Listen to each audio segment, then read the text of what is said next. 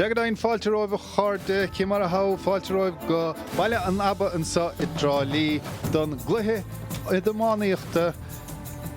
camánaíochta idirnáisiúnta idir éideann agus Alba. Baile an abba im lá clia fáilte roimh há sé nach chhlagar nach báistí an sa ach fós roihat san haí desúile anna chluthe an sa. Le am hauntan sa tá duine dimar an chluthe áirithe sa d'éideann Here's na seachtaí Pat Fury, Pat, anna chluthe anna spórta se seo. Gan dat agus tá gachtain an seo cé nach chuil an slua an bhór a gathíoh fós tá si dán agus tá beag si de súil le anna has bantas an dá héamh agus tá anna haithí gomsa bheitthe fechan ar fórna na Halaban agus tá siad tharbh deongháilte agus tharbheis cíúil leis na bataí agus sin rud beidir atá dulínéag in éan faoi láthair mar níl an méid sin den clifa imrethe ar an dalamh na léanta seo. Níl godáin nach pós ha míide súile anna chluthe an sa idir scona héideann agus scona Halban na fórne, well, tá maidir le éideann tá imróí ó ghasaí an cúntair na héideann túr ó cheatharlach an na measc an báideoir Brian Tracy ar gine son, tá muintir bhil Mikey Heary agus Joey na hir bhí meas na gúlathe, a godáin han tíú duine sin páid nó Padraig Boyle ó Heary animnathe inmh chomá. sé Danny Colin ó gún an gáil an captaíon agus taithí ag siúd ar an gluthe seo ó nurig. Bhí anna bhliain ar fad ag amánathe líise agus níhéan úna le héadí Willie Dunphy agus Ryan Mullaney a dhiiscint sa inmh chomá. Siad sligacha bhóid chun Nicky Rackard agus ar an banéal inmh chomá níl siad atas nó tá bert ó sligach sin iad Keith Raymond agus Gerard ó Kelly Lynch. Anna bhliain cos an chomá. Mar le for na Halban well tá an cummórtas áirithe a buite go son cheirh blion as a chéile. Stig sa bhaide tá a gaptéan Stuart MacDonald ó Chuman Lovett agus tá Dan Grieve an goman céanna ó sa chóir sa lína lán chúil. Siad baile úr an clé chorathe na críomh le ceirh blian an os an Alban agus is sló a bhíon cethir don banéala gimmart Rory Kennedy an son ina measc. Bhí Michael Russell ar an na bliana in Nurig, fé mar bhí a chumrádaí ó chabar fé Kevin Bartlett agus Anna stiffer ar fad is Craig Morrison sa lína lánta sach, fear chabar fé ar an bríomh scórálaí sa chréamh camanachta in Alban im líana. Agus godain bhí sé seo an dara cluthe bhí gine sa in Malanaba in Nov, bhuaig éideann in chiad cluthe sin Conway captaíon na fórnin son bhdar ar Alban 7 a héníag sin tuchadó le 4 a dó sin cheirh faointe dhéag agus beag muinte na héireann asúil leis méid cían na chomá. Well, beag siad asúil leis ceart golóireach ceapan féin go beag sé dechar golóir ar riúin na héireann an ceannas fearra áilir na Halban in Jobh. Tá anna haithí ar fad ag ar riúin na Halban nó réachan tú ar céhéad únta is tá chuidecha tar éis bheith gimmart. Nar go háirithe cóilbáir 7 nóire níléine ón leis an taithí atá go le héad a Stephen MacDonald, Ian O'Deag, Finlay McRae, Cúig O'Deag, Roddy MacDonald, tá tar éis immart ar riúin na Halba ceire O'Deag. So, cabhróig sin go mór leo agus mas sud ag an éróig le na héirnig na cúla áil beag seansa bhad níos fearra có captain. Beag godain agus bucimid an son duine de imleoirí Heary agus imleoirí na héir an Mikey Boyle ó Heary. Sé sin Mikey fearratáins na trochadaí inis agus fear as a bailidómhan sin agus anna haithí ar fad aige for an gradam All-Star sa chun Joe McDonough buaiteige comáile go lán a lán gradam eile agus anna haithí ar fad aige dimmer sé I gcuine I bháilí im léana nóair a fórdar an ceannas fear nóair a fórcírí an ceannas fear orin sa cé deireanach de chamórtas Joe McDonough agus bhí sé go hóntaach an lá ceann céine. Agus luis an son báideoir na Halban an son Stuart MacDonald taithí na mbliana ge fear Lovett. Gan dat cé nach bhfuil sé 8 mbliana is fiche díos tá sé gimmart le fada hartar 10 mbliana ar na Halaban agus an 7 thuair a bheith gimmart sna cluichí seo idirnáisiúnta. Agus golóir buin buaite ag Stuart MacDonald agus beisiad a sóil go éróig leis gachrúda a bhlochail agus a chumáid amach ón gúla nómh. Beag godain agus in son céimiid Willie Dunphy in son ó chuúntailí se fuair an eile gur a bhana bblion im líanacha agus é de buchantar áclia sa phríomhchréibh chomórtas amháin sa hnéirin. Se an dá agus cadé mar chlifa a thug siad den na tibridig a chuig a réige agus a bhfuil créibh na hhéir níos déanaí se Willie Dunphy fear as cloch bolla chaile an sanna gúndalíise seaachnaí is fidíis agus anna heithí ar fad aige a rís agus Corn Joseph ag dánach a buitige chumáile cúpla créibh trí créibh an chunta lena club agus a lán rudí eile chumáid agus beag fuair na hhéir na súil go na roiig leis na scórnáil in Jobdóibh ag chaithbí brennéan san.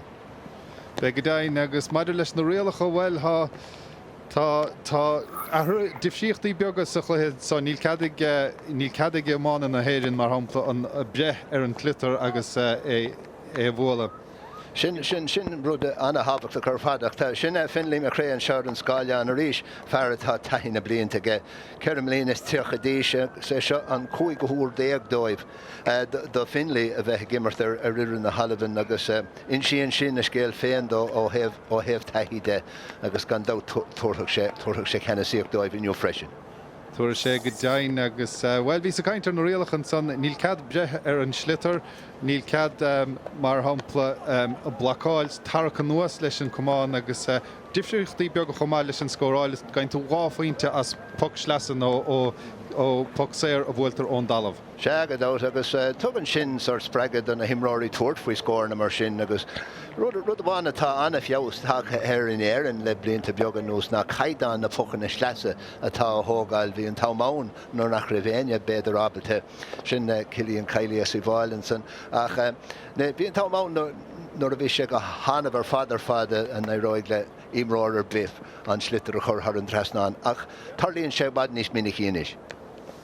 Tarlín Godain agus fémar vís a lua ó chéanamh imleorí ó gasé an cúnta gimmar déirin an sa agus imleorí os na créibhacha níos ísle más maiile ná an bríomh chréibh chomórtas. Se an dá agus nach bhfuil se go hóntacha go bhfuil siad a fáil deis chun cluthe idirnáisiúnta a áil mar sin agus chunig mar chuide chá réir agus iad a fáil gradam sa Convention Centre lena All-Stars na buic mhóra is féidir a chorár thubéidir agus tá siad an seáin jobh agus iad ré chun dul chun truda le fir na Halban agus is mór an trú go bhfuil néimsear chadóna sa tá mar ní dóilm go gurtha sé le cuasaíach ní féidir le héine tadaí dhéana faoi. Ní féidir go dain nach ar an sanna seilech nic mar annach baidí sa chiad chluthe féh bliana is fithe 16 déidir agus cheiricín do bhainte na Halban agus ní héan droscóráil lei sin. sin mar a Harlíonn tá anascíigh mar dúras cheanna féin sé an buntáist is mó atáag na Halbanig ná nuair a echan tú cho fadas atá an batatá go siúd agus tá na hairnig abalte tá ceadaigh na hairnig an slitar a ardú agus é a bhúla ón gomáin. A mar a dúirt tú féin hí níl ceadacha é lábhseáil nó brethir agus é teachta nósán ón éir agus sin rud atá deachar go lórdal I deithí ar nó nach bhfuil ní ráidir le chéile ach hartar ceire uairad nó mar sin na trénáil agus a prapáil don cluiche seo. So tágann sé beidir tágann sé tamalaíon orthú so beidir dul I deithí ar na rialacha rian clifa. Sin rud eile chuir fá féin ar níl an réal san an go gaigh muinte na Halban clogad a bheith thortha. Tá chuide chu siad a gahabhacha fé mar chiimiid an son ar fin limacré ach chud eile chu ní bhadrailinn siad leis. Se an dá fé fir crú atá únta agus ní chur an builinú gáir a cheann isteach ná amach orthú agus beidir in sin sé beidir an scéal ó heh an mar go bhfuil an slitar ar an talamh an chuid is mód an nám. Níl an gá chéanana beidir le na clogad satá san na máíocht faoi láthair. Ach níl mór an daoine in airne ag tarringtar an slitar san éir nó ar an talamh na leithananta seo ach irid ach fós tá na clogad den tá siad riachtainach agus tá siad thar a bheith tábhachta. Agus bhí mar a caiintear mis an chluithe Pat an ómáíocht ar an dalamh an son rud ath imithe amach ar fad as an ómáíocht. Bhí sé go mór réim nar a bhí sénig immorta chu sé mithe as ar fad in is. Se an dáhfuil is na leithananta sin ní mór an aidirín ar chorabén nó a bhlamar I gcuine na Halbanig mar bhí eán den na cluichí bhí béim mhór ar a ground hurling mar a thugamar ar a gnám agus sin an difriocht is má tacha ar an glyfamáíochta le blianta nús ná go bhfuil an bhéimiis ar sellh agus é an chlitar ardú agus ri leis agus passan na táiste garide a thuirt. the imróí eile agus dechar go leir immert go maiith ach tá na fórne is fearr ábata na skillne sin a choirí gríoch gan mór an stró. Se go dainhí mar féchant an son níos lothe há tucha duine ar fanéal na halban ní lech fi duine animnithe ar an gláracha ach hí na banistóí Gary Reid bhí sé rá níos lothe goráidir a tréáil le tucha duine agus gur sé anna chroigear an denúr san rágant as chlár an léinúh fuair an panéal an léinúh. Gan dáfa sin héad agus sin banistóir na hhéann an sin Willie Maher fear hibridáran agus an les banistóir nó an banistóir eile tagin a Connorfield an Kilcrinnig ní go minic a bhíon bóchalí hibridáran agus bóchalí Kilcrinnig chocardúil in chéile agus atá vertical siúd agus fear eile as Kilcrinnig an sin clear an san an réitor se an clear so tá siad go léir anna chardúil in le chéile an seo maiile naba ná bhíon cuasaí anna ifriúil nuair a hen si treist an bhhaile go dtí Parker Croke i cepa. Agus beg Willie Maher be sé gnócha go máireach chomá mar beg fuair an cóla be siad i gimmart an san na máireach agus bogóbar dóibh don mert chomhainisteoir bheith gunne chéile máireach mar sé Connorfield an bainisteoir an hisú aláin agus béidir bhí sean go méidís de gimmart chéile máireach. Béidir go méid siad ar an taile be trídlinn na chéidir ribhearan na himar hamara tá cuma an leidir ar chola I gréibh lein agus tá cuma an leidir beidir ar semrá go bailile héal chumá agus tá me cappa beidir go me gach seans go móltha an dair an sin lena chéile sa chlifa cenis mas rud é gur bheith sin an slíana méige an taring dadra. Se sin nach mór alah chun mána an sa I maiile naba agus sin olah don bráid nach mór banna cheol Inglaise an sa chun sinna chun ceola chimáidlinn agus na himróí machtálan is chun lábheith sreatha le na chéile agus leis an réitóir. Réitóir an léinmh Callum Girvin as Alban agus well leis siúd cumát súil géir agus ról táchtach ge siúd maidir leis nó rialacha speisialta hán rialacha náfuil in éon cheann an dáchlaithe. Sin an rud is ónta sí beidir mar go bhfuil mar deir sur compromise an seach asó leis an bélidir na hairnig agus na hastralig agus bin sé deachar go lárnar a hagann sé chuig na rialacha nach bhfuil taithí a ggéin éon duine don dá éhharthó agus beidir go racha siad I deithí orthú de réir chéile ri an clifa.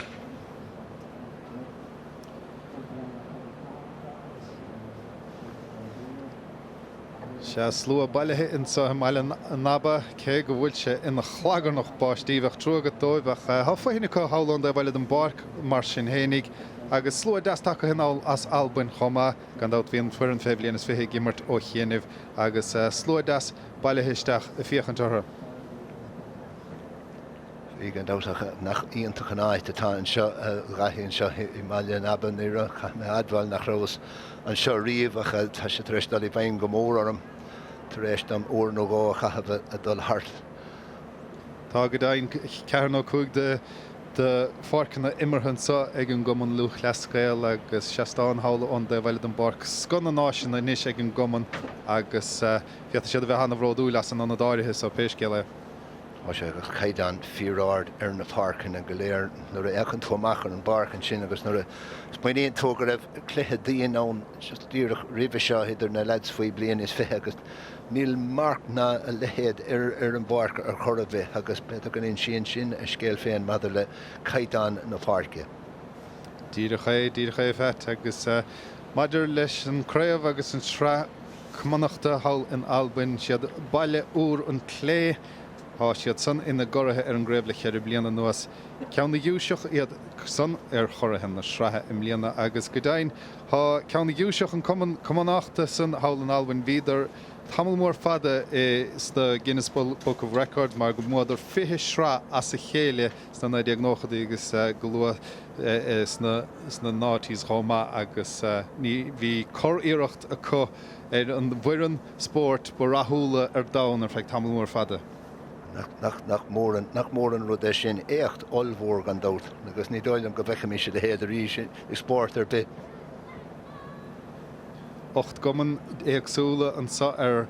fanéal na halban agus iad ó cheann ghailteach na halban agus iad an sa aontaithe le chéile ar an na bháin na fórnanis crutha lábhaile na chéile agus be míad nach mór alah an san dus na háráin náisiúnta an sa meile naba.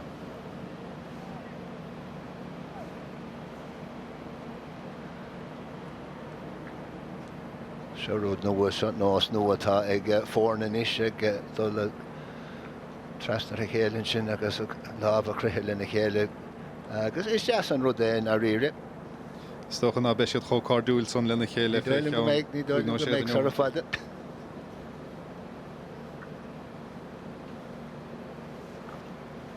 agus inis beag múrtheolalagan timppla na parce fé mar go náhachtúins na chluí gaiilecha an éidirn agus banna cheol fionglaise i cimád ceol leo.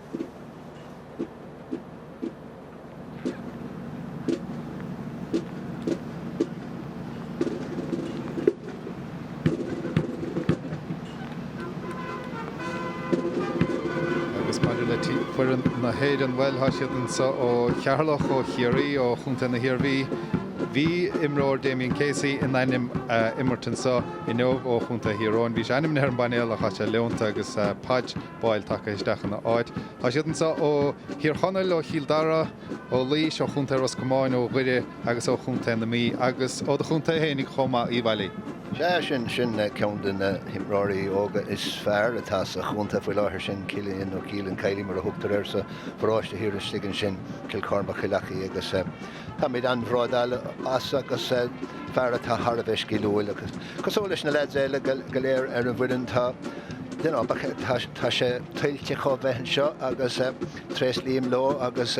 gomí go léir á bhór orthú ó hebh an clifa tá teach agus tá solam go naráid go maiile. Se go dain bhí mar caiinte chunta lís agus an chun Joe McDonough buirte agus san buig sligach chun Nicky Rackard is buig chunta na mí chun Christy Ring agus mar sin há taithí ag annachchadas na himneoirí sa ar leihan tamóra agus scon na hománaíochta. Tegan dá agus choróigh sé sin go mór lo an jobhcé mar a dúirt hena féin cé go bhfuil na chanílacha go donna agus na himráíonn sin ag dul hart sa mórtheúil agus tan cinnte gur a bheith airló a bheith gimmert ná a bheith a seol hart a spastóirach hart mar sin I mórtheúil ach níl an dar a ráháil seo na prátachails a bhíon rib na cluí móra mar seo agus cafa min clíló. Well, bhí sé sin ar ceantas na prádaí bu géad dáhachas riamh dtíorn ag ceantas na cluí gailecha agus cíoch na hena hénig ní chud ar timppla fiáin le na páirce ach sin scéal eile.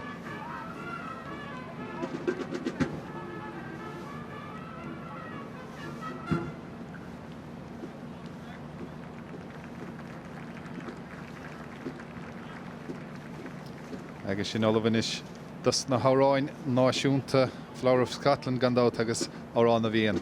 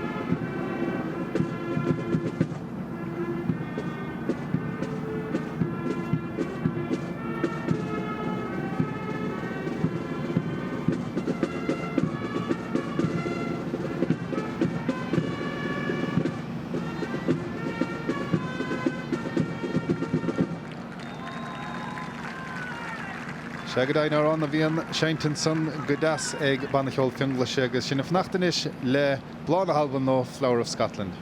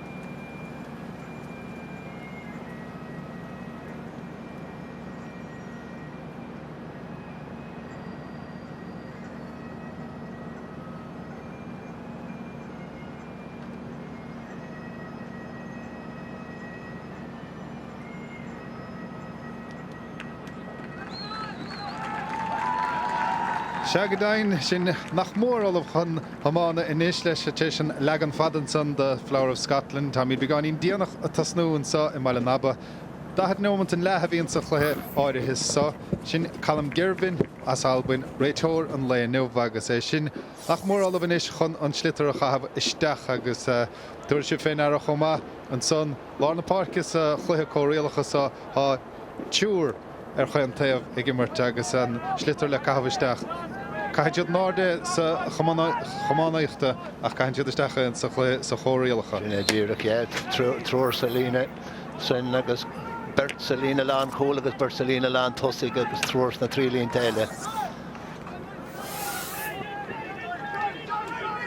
Se mar sin selinn éidirn agus anna smacht ar an slitar an son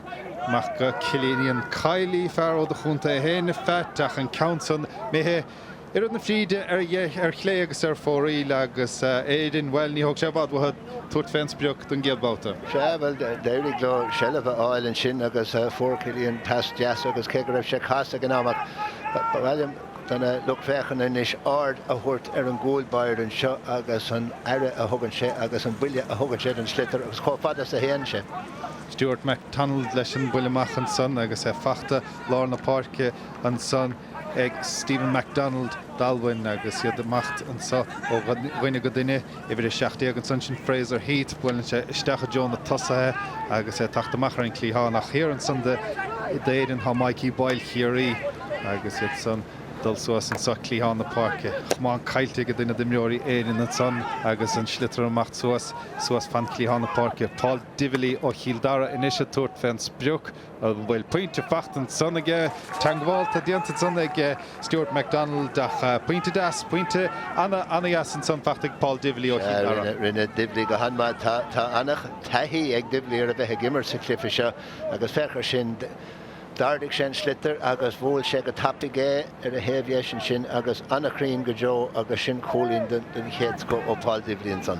Chéad scóir an cluiche. Shagadain agus MacDonald a ríist leis an bocamach fachta thna sé géidir na ríist agus iad an sonna stig cíimi den 6 taithí haig na héirnig bheith máíocht san éir agus muinte na halban gandát ag máíocht ar an dalamh an countson méthe ar fóríl níocht áirithe san nach an immerte fada géidir go dtí seo. sé tá si tar éis tosbú go láidir agus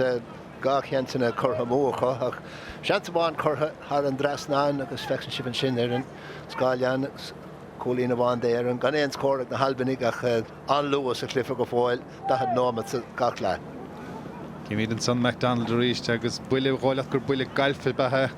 agus an buile mach son ag an gúlbáire dalbain. Mar tuas clíán hail na park a fachta hir an son ag Mikey Boyle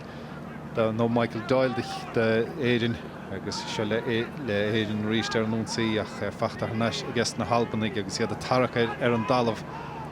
dul Joe na leorthóidin son hí duine de hosathe na halban nach fachta hir san ag éidirn agus fachta níis ag Cillian Kylie ríist agus glánta go deasa go siúdaisteach sa chúne an so fachta a ríist ag na hérannig agus fachta an son ag sé nólan chiarí d'éidirn nach súnt sa gram fachtan son bagóileat ag Gerardo Kelly Lynch ach ní a bhéan boxéir an son tá jamú sa chluáirithe so an nós na gluhí gaalacha gúile ar ghuaile sné ten jamú gur féad le dhéanamh. Ceann mór fadaisteach a John dosa an son nach tarcar chosantóirí hir an son ag Albin agus glanta go maith Blair Morrison dóibh son. Se chuoine inis Daniel Cameron d'Albin nach slitar cailtige agus dultaisteach Joe hosa hinna héidir nach hir an son glana suas ha McCrae d'Albin. So de machtó bhaine go duine samás féad leonach ar an slitar a glánach fé mar bhí Paterán níos luthe an aimseir haine sin sohanis as an chhlagar nach báistí agus well dechar daine dus na himreoirí an dáhéamh an bhartíocht dhéanamh. sé dechar go leor fiúháine an nimmerte eáil go suiléir an seo ach fós éire ar an únsaí agus sin an darna cholín feite chosúd an son anna cholín ar fad an sin scóráilte ag éireann an sin agus ibre chuig an sin a fór sé Danny Cullen capta in na fór nó gún an gáil a fór an countson. An puck slasa tapa tóca hin son ag éidirn tóca ag Joey Boyle go Danny Cullen nach chaptéan agus bhil puinte dasfachtan son ag Cullen. Well, talking to Tamil in the four in the Socro Shees, Glihammer Shaw, first Ere at Hosso, Nis Faro having a score in the day, Ganak Gakulin score to Cockady Show. Sin agus ní faice sin chluhé ammána agus Alba is Shilliv an glitar inis agus iad san sa Shilliv le Rory Kennedy.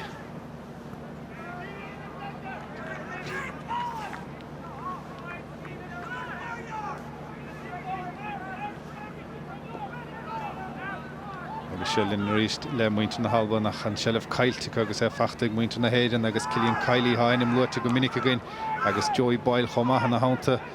an dain séireach isteach an son. Sé Nolan chéad amach ó bhaine go duine bra fáinach ach ceamú maid dianta fachta hanas ag Boyle inis d'éireann Boyle fós dul a ruthar agus puck séir isteach inis agus an gansaí stracha siar an son Joey Boyle san íirecht áirithe san. Shagad out well tashi the dollar in onsi tashi Nolan a gen of Gomai agus Boyle a gen of Gomai freshen agus and Kalish erinishi there and son Ivre Nediak na Halivan and son Shin Craig Mainland a vi contach and both of them. Agus cíimi den so ón boxéir má bhfuiln sé ón dalmheh beag ráfuointe gach má gádaín sé na chre is an fuointe bháin a bheith ann ar nós chluiche na Homána. Cíimi den son Andrew McIntosh fear ó bhaile úr an clé agus é hir scortathe ach an countan tití himí a bháide há sé seo dain séireach ach anhhartíocht dianta ag McDonald agus é curthamach an sonnaige go Blair Morrison séir ag Blair é lana glantamach ag Blair agus sos clíháin na páirce uair a bháin eile ach dultamach an son agus beag puck sleasan so ag muintear na halban agus beag deisiginn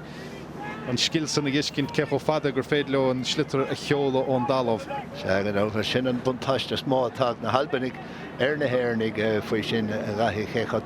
tapig agus taisidabalté a bhóla agus có fada sa taisidabalté a chóir. Shagad ein cíimi den son iver a seacht na halban Stephen McDonald agus buile mór fada ag Stephen agus é fiochant I Jonas Spricky. Agus tuair sé fé faointe díorthain an bát áirithe son ach beag an counsan ró geara agus é tití an son agus é glanta amach ag muinte na héireann agus é glanta amach go maithach fós anna chosint dianta ag tosathe na halban an son agus é fós a Shilliv á bháil an son ag an máideoir agus bhfuil ar deireadh vís rágrah an chosint go maithan son ag muinte na héireann nach bhíidir bagáinín máil bagáinín siléigech leis sin agus an Shilliv fós ag muinte na halban. Agus Daniel Cameron á chur trasnan son I Joe na Carnoige fear ag éireann son hir agus é glanta san éir an son go deasacha ar an dara íireacht. Sé Mikey Boyle círíoch fear crua agus cosantóir den sco. Mikey Boyle bhí nach chaptéan ar chiaríonúir bhd churann christóirí ring ráhíle sa héníag agus sna tuchadaí inis de bhlianta bhacha fós gan cháim mar amánaí an íireacht áirithe son dulta ar dheis agus ar fóraí agus muinte na halban tatasteach san immart bagáinín inis le neomantí beag. Ja, dígar níag tá siad a fiosú agus fáil taithí beidir ar na heisrithe atá ar an glyfa seo seachas an slíon an imríonn siad sa bhaile agus tá cinnte gan é roiig leúpla scóirna áil sara fada ach fós ba ceart go meach siad díach ó he fechar an sort tí atá ag an cóilbáireach an tuchamach a thógáil an sin. Ja, seastán beag ag báidúir na héireann Brian Tracy mar ná bechan stocha an taithí ige ar a bheith hábhla ón dalmh ach an ceann son fachta hanas ag muinte na halban nach a rístelle an son hir cosantóir de chud na héireann sin Sean Whelan a bhí ar an bhuireann féimhlíonas fithe an urig. Sé seo isteach a ríiste John na dosa glantamach uair a bháin eile ag muinte na halban seo chuún Mikey Boyle ríiste inis agus de macht á cheolas was John na dosathe glantamach uair a bháin eile fear séir ag muinte na halban an sá sin Craig Mainland ach anna bhartíocht déanta an son ag Paul Divilly fear Chiel Dara tuairt fens beochach beag an ceann áirithe son tite sé gara há sé fós an agus há sé fós ag muinte na héireann mas féad le anna dhéanamh leis agus an íireacht áirithe son puck seaca cúig bheith hán dar ag leach cosantóir na Halban chomá na chur leis níirecht áirithe san ó Shane Nolan agus Shane Nolan na gimmar go magadí sa chomá. Ó gan dá tá sé tréistal i bhain go mór ar ghaoine hart timppla na parkin seo agus nuair hagan an slitar is deach go tapig chuige agus chuig tosaí ar bit tugann sé anna bhuntáiste dó agus an scéal chéanam trú bhír madar le séan an sin agus inis cílann cailí teach trasna chun tuairt fin geanson agus é géirí an cumán a thrimúla toháile rih tuairt faoi. Cíimiid an sa ríist leis sé i féchant chuige agus bhuaige féchant bhfuiléine i choí nó dúir sé fensbreoch. Díar i féchant gur go dúir sé fensbreoch an bát áirithe sa ceann mór fada an son ó chiallaíonn nach an countson ar chlé agus ar fóríl. Agus nadidir bhfuil míad cléanta feiteach fear í bhailí agus bertíorí áú a go minic a dísa. Beidir go bhfuil tamid géirí rud éigen áil chuna bheith cléanta faoi beidir na lehananta se ach beidir gur carta cilíonn an ceann sin a chur an drasna nach níl na canílacha a cabhrú leis gan dó. Trí cín chur mó a géir. Tí cín agus McDonald rís leis an buc amach an son nach dulta amach Harris an taobhlín agus puc sleasa de chéirí de éide.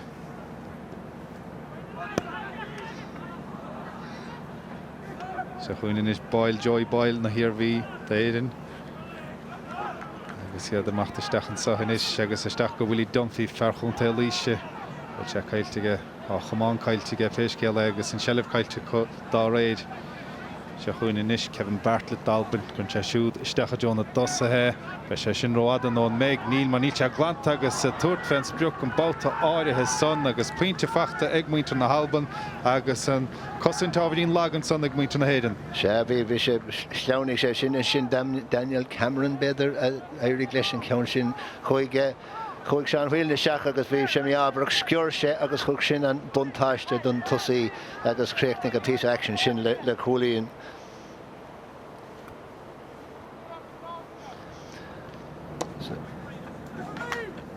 Agus sin Daniel Cameron godaine fuór an puinte áirithe son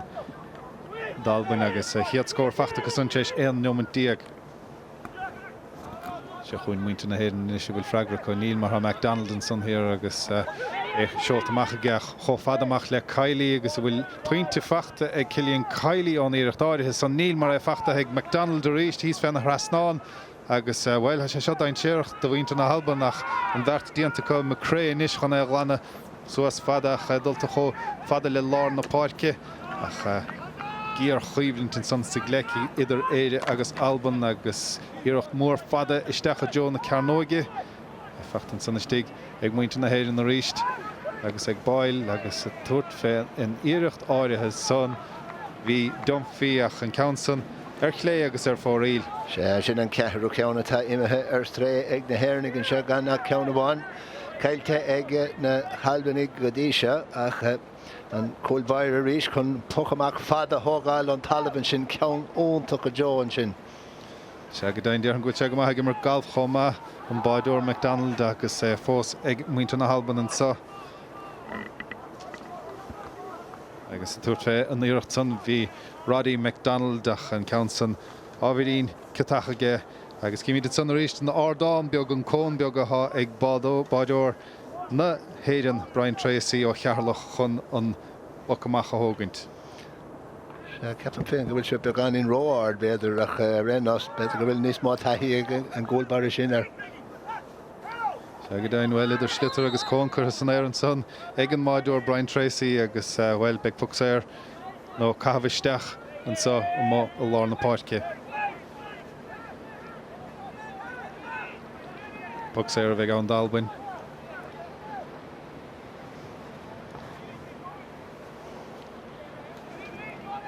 Agus chun ceann áirithe sa Stephen McDonald chun mar réadthógant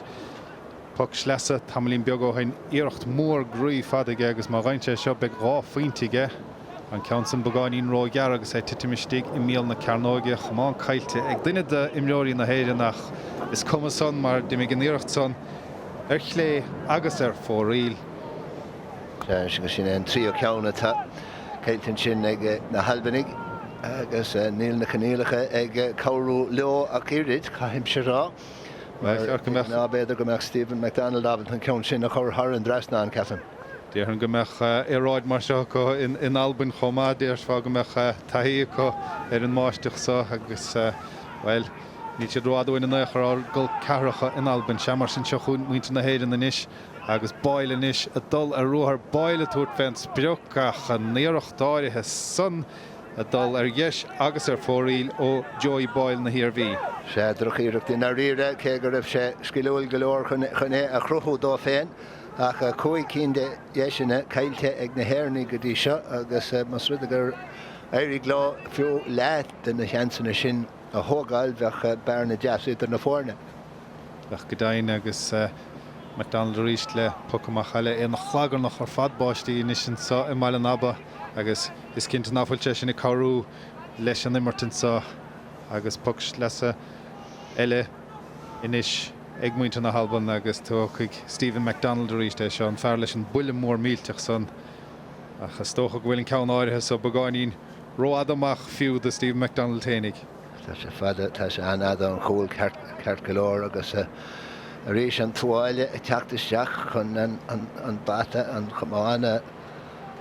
frimú beagáín dó agus fechar chocóra agus atá sé agus ag géirí gachrúd a bheith fuidir fe dó héin.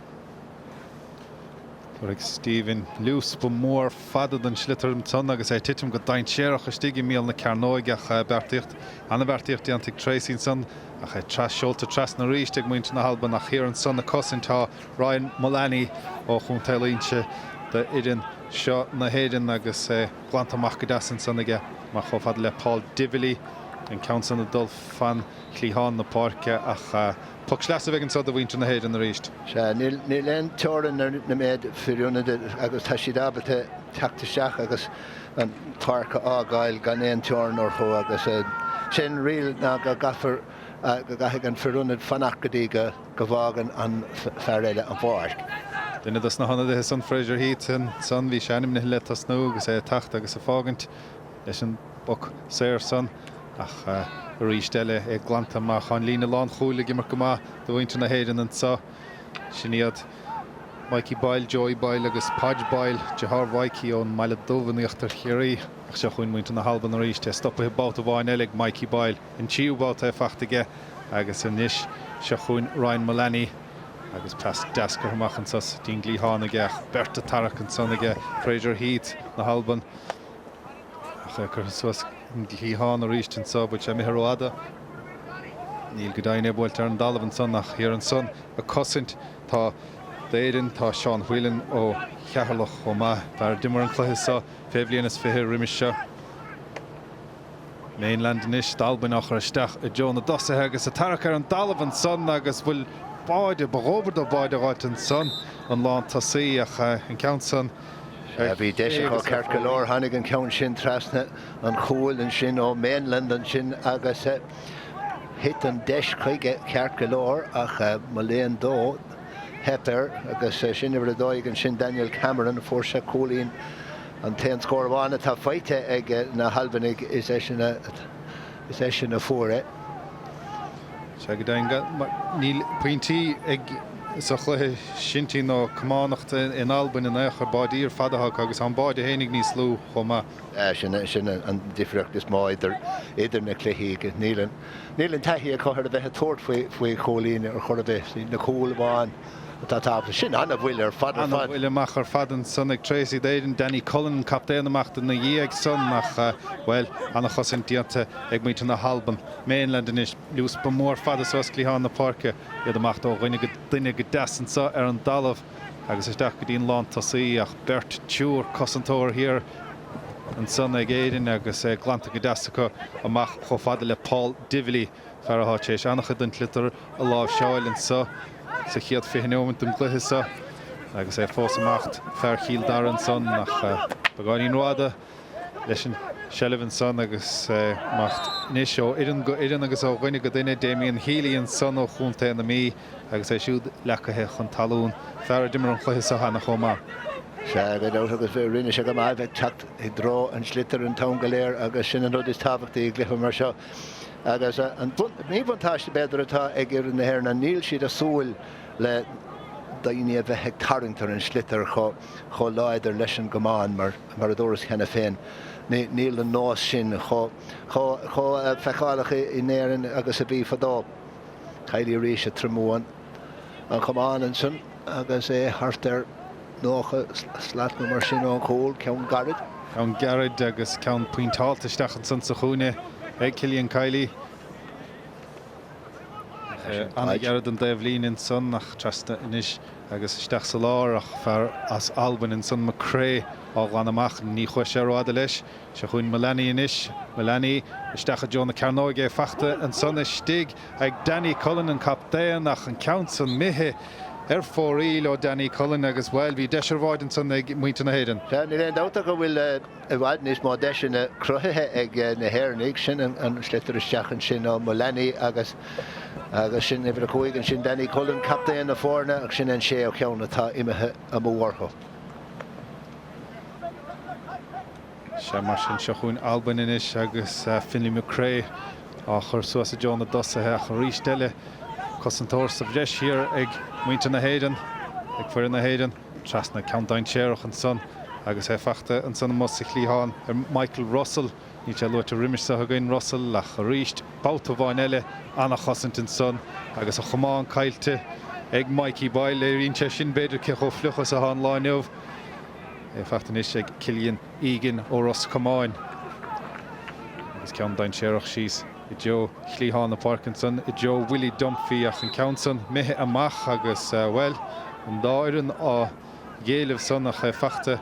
an puck sleasan so ag éireann agus ag Willie Dunphy. Sead éireann ag déanamh go maithach ba ceart go meach I bhd níos mó atara ná cholín a bháin agus taréis a go ddíireachtaí go léir ní le gá cholín scoráilte géarn agus sécín chutha mócha. Is mar sin a dúr sé fens beocón ón buck sleasan so má dhéanann agus má raim sin well beag ráfuointe fachta an son ag Paul Dively ó Childara do iran na héireann túra sé fé ceart go leor beag I Countson ábhar garach anna chosint hir ag muinte na halban tar go siad báta bhaine le sé amach an son go Stephen MacDonald ach mach go muinte na héireann na héintse agus Damien Healy ach facht ag an báideoir an soniste agus ag glanta go deasaige uair a bhain eile an bhrú ar chosantóirí agus ar bháideoir na halban agus a tuairt fens beoc an báta áirithe son déireann bhí Mark Delaney ó Childara ach an Countson bagáinín fóríl agus sin seachcí na bheith chur fóríl na sin seachtú cheanna tá chutha a mócha an sin ag Mark Delaney as Childara an báta sin ach mar a dóras tá siad ag crothú na de sin na Carcolóir ach má léondóibh níl siad ag buint ach tarbh astú ar chur a bheith agus tásúla gom nach McBrán faoi sin ribhearra na himmarthe mar beag den nóma ag na halban ag ribhearra na himmarthe tá cinnte faoi sin. Ag daine agus éidirn fel á siad a ddíra an srasa an chluthasa a bhuachant an géadbáta ó gáhíle sa cehardíag agus bhfuil má heistíon bhhééis sin dhéanamh caiith siad chudas na deisna san áráilte a hapú. Se go dós agus níl éasca éide fir na Camry a chéad agus sin pictúr an son a tá se an deachar ar na leid sin na pictúí is fear a thuirtóin mar dhéana siad go ná. Se agus ag an fice higann réiteir an sanna dalta isteach go dtíon lán tosaí agus an lán cholaí chun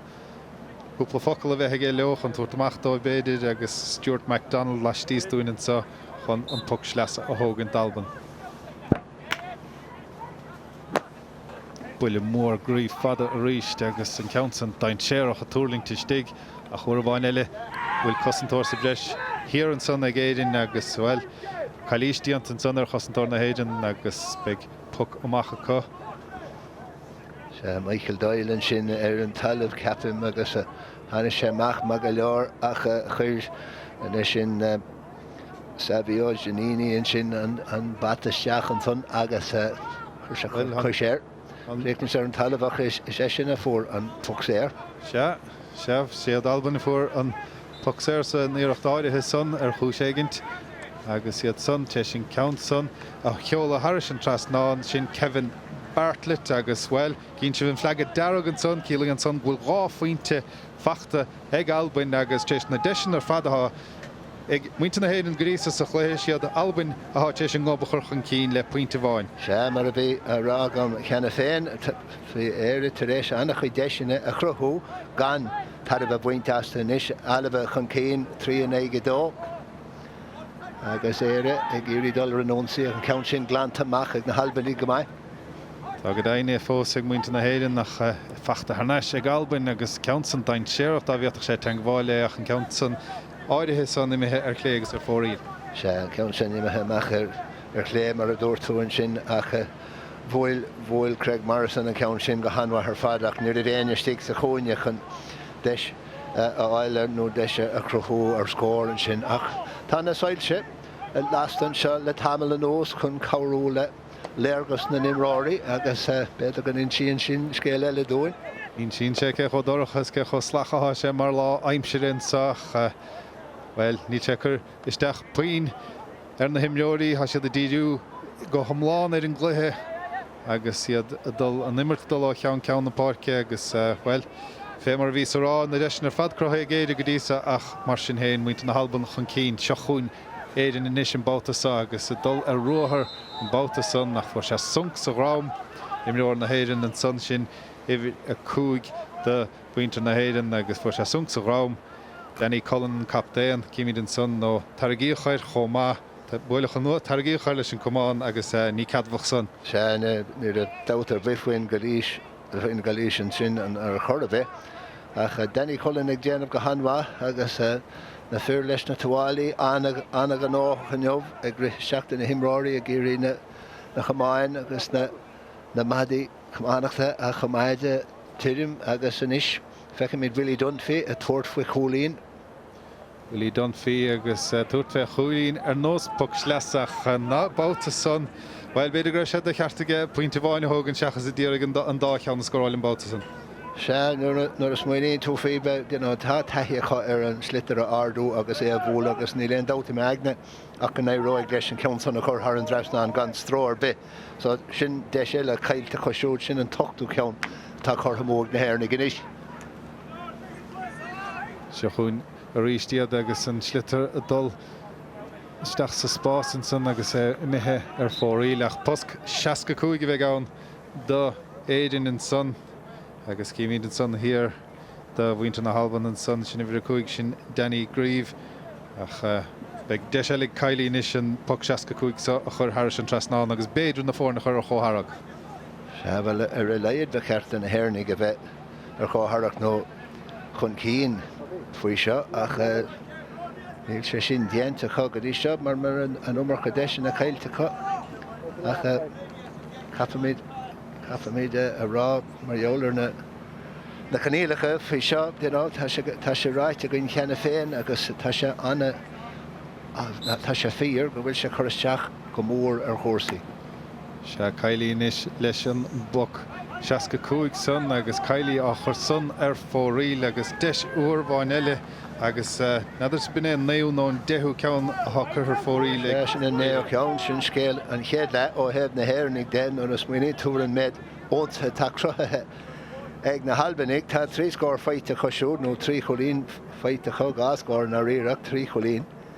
Ganachá ceann scoráilte géireann tar éis dóibh anna chuid óntathe a chruthú. Se seachún muinte na Halban na éis bhéta siad son puinte eile chur idir iad agus éidirn agus anna dhechar dóibh an son mar go bhfuil cosantóir nó gá sa bhreis hir ag muinte na héireann agus an Countson well bhí pass an son dá bhéta ar aimimsú ach Keith Raymond fears ligigh an son agus brúte sáte Harris an Evelyn an son ach buc sleasa bheith an so do bhainte na Halban. Tug sleasa dóibh capas gur chalíise bhí ann ach nuna sin tug sleasa don na Halbanig agus óireanta éiríonn lá deis mar seo a scóráil freisin. Kevin Bartlett an son fuair sé ceann fuair sé ráfuinte ó chéanamh an son agus begadúch sé fensbreach báta ó bháin eile cetóg an sohin is sé buala agus tuair sé fé ceart go leor agus bhfuil pointe fachtaige níl mar sábháilte an báideoir an son istigh agus well Cillian Cailín son hir agus tógann pagáín i numar cama beidir an son nach an bhartíontaige ar deire cho fada amach le lár na páirce. agus pucséan sa do bhainte na héan agus well an aimimseir chuisteachchas tócha ar an gramú agus ar an glé gur féad le dhéanamh ben dá cuad na cumáin sleabhain agus tá sé sinna chorasta na himráí an dáthe. Tá go dain seachúna is éidir agus Alan Grant ó gcuide an taine bháin ó gcuide th an banéil nó chun sé siúd amach go Damien Healy ó chunta na mí ach Healy agus íireacht eile uair eile an 10 íireacht curtha ar fóríl ag fuair na héan agus ní masan. Ja ní masan a chur be ceart go bheith sé ábhta an ceann sin na scóráil fuair sé Pat Jazz an sin ó Alan Grant an sin agus bhí go leor aige a chuig sé ar dheis agus ar fóríl me léon uig. McDonald in amach go lár na páirce fémars dúil dó agus éfachta an son Hall a ríiste ag muointe na halban agus ag Michael Russell agus puc sleasa eile an sa do bhainte na halban é bugáí níos cíiristeach ná an ceann dearnach a bhí ag Stephen McDonald beidir go dúr sé Fensbrook a ríist an sa. Gan út ar a leiad beag sé dul anna chángruch do chúil na héan captain agus beag sé dain séireach an dát. Stephen McDonald mar a dúirtó agus a ríis anna chóramach a heh prapáile de. Tá go daine agus buile mór fadaige agus é anna faointáilta chomá deat an gceansa má tar sin trasná nó titim i míle bháide agus sinné Harlín agus an báidir Tracy a fachtan sannaige a bhfuil sé tíochna he sa lín tá go daine agus bhfuil Nor ná bhir séir nó nar ceadge brethir an slitar an san an báidir Tracy agus well Har duine de hosathe na halban ar an buinte buise agus chiachna sé stig sa líontáin agus I bhí a dóíag an son Daniel Cameron. Daniel Cameron a déir leisbe a go raibh cosantóirí na hhéan sóil go meid an códbar a teachtamach leis an gceann sin ina lábhach in nuna sin chaine sé reis seach san immert agus Cameron le buile tapig is seach sa líontáin a níos an buntáiste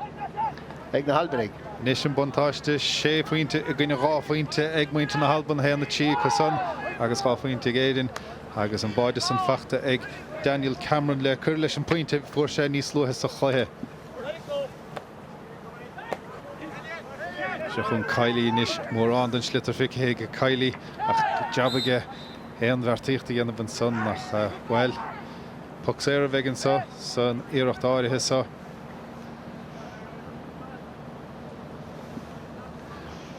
Se go dainn an son é cinnte an son darbathe gur bé Andrew McCúis ó Oban ón tóban a fuair an báide áirithe son agus well ní raibh ach lehansaige agus mátá thug sé dheis an son fear an Oban. Se go nó déir leisin a slitar a chuiristeach sa líontáin agus is cum ó halh an dam cén slíon é rion le é dhéanamh nuair a chríicníonn sé stig sa líontáin.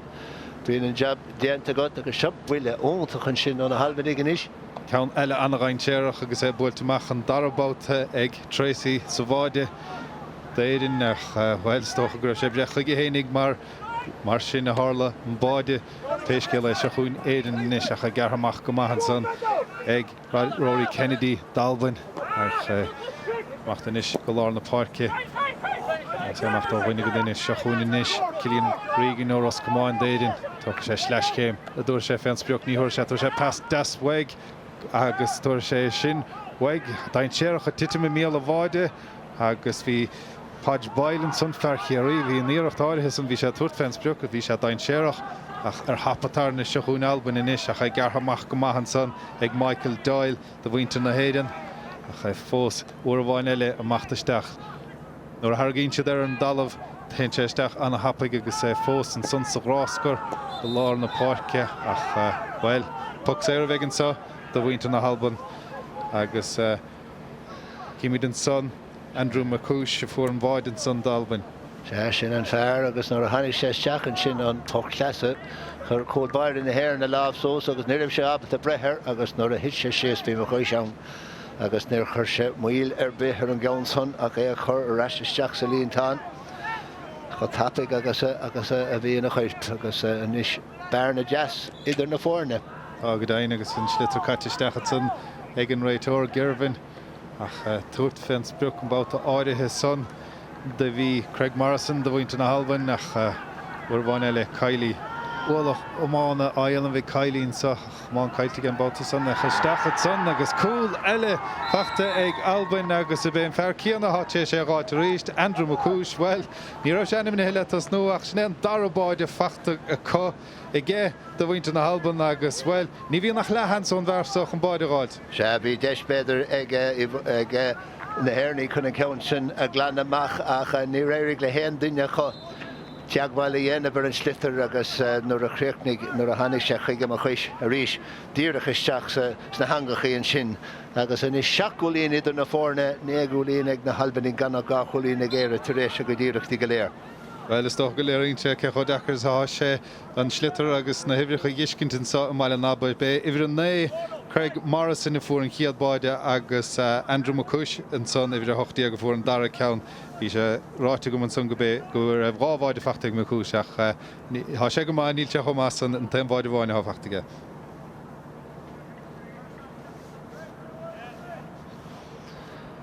Anna chud éibreann is le déanamh ag imráí na hhéann chun rudégan na dhéanamh faoin merne idir is agus le hama ach an unna sin seanteile chutha ar dhéis agus ar fóríil an sin ag cílann cailíonn sin.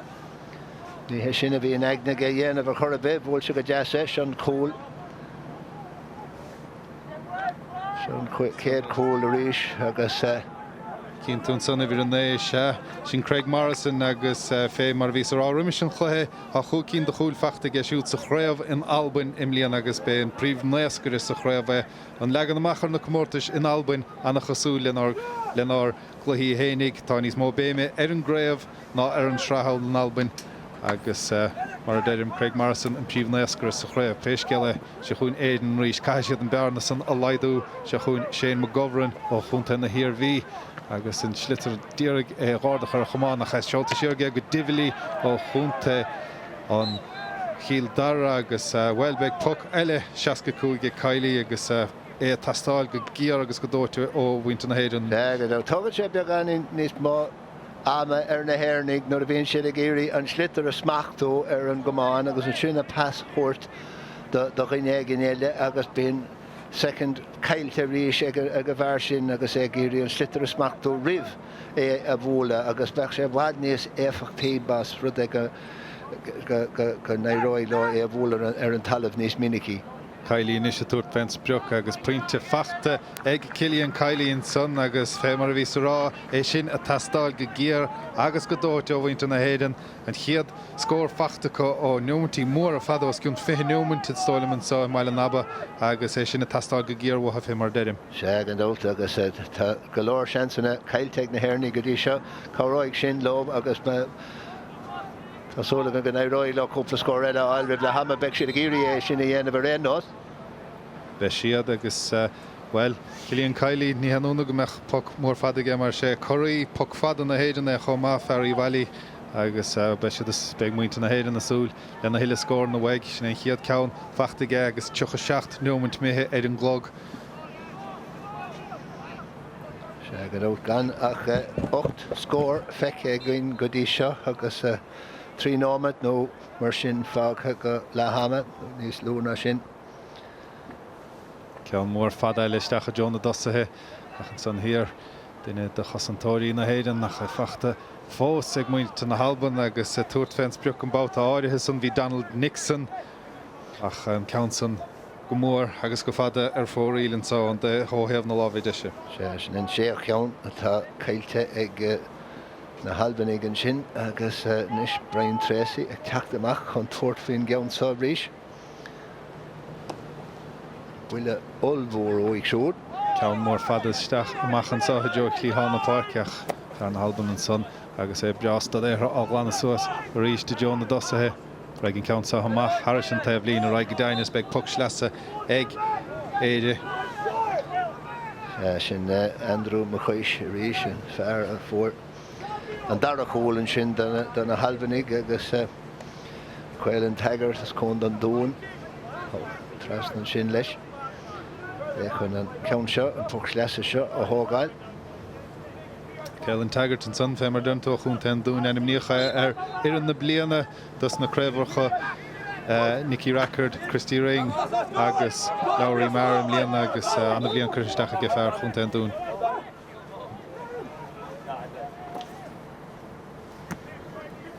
Donald in Ishbek. Deshige. Count of Owen Elle Puxlasa Elle a Hogantach in the La Heinig den Gort.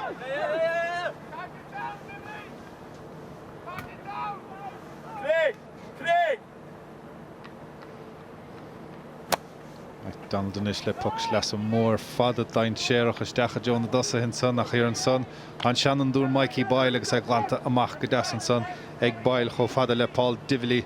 agus Dively Sherga Kylie. Agus in Ishbech bu Yaslo Boyd Ralta Viata Disney Remish Dishle Hamach Mata Kashiad Fort Harrisle Andrew McIntosh agus Neve Shisht son a Yanov Alba in Ish. Beide go bhéidir san ábhalt a scór bháin le gáilteach mátá pucslasa bheith an sádaéireann agus is tócha gur bin sin den giad le agus an am nach mór caite agus go daon caiitenis sa chiad le. Sé pucslasa den na hairnig an sin agus a rís Cillian Kiley ime trasna chun na ceann seo thógáil agus tá sé an maithe ag na puchan na slasa freisin. Agus é féchan timppel Cillian ag féchant a chun ceann san chomás. Ballach den tráachtar a rís. Is go daon na mlacht san éir ach muinte na halban na éis agus iad san is se leh litar ach ceann libar noch an san agus é fachta hana sé Kylie ceann mór fada seolta John na dosathe ag Cillian Kylie ach sin sé sin an chiad lead an gluthe idirnáisiúnta sa idir éireann na Alban agus fear bháide an son Andrew McCúis agus fear an chiadháide in son chomá Craig Morrison agus well á rihan ráis leis na halbunnig de bhar na máidí son agus cíimiid an son an scór lehama an sa I maile an naba lá fluch slachrána Albun chábháid agus tí faointe éide tí cín de faointí. Well, feice mis sin is chuid na scóran an seo agus sin Paul Dively Caldara a d'éirigh leis an céad scór áil den na hairnig an sin agus an dar na scór ag teachtain is seo ó Cullen an sin Danny Cullen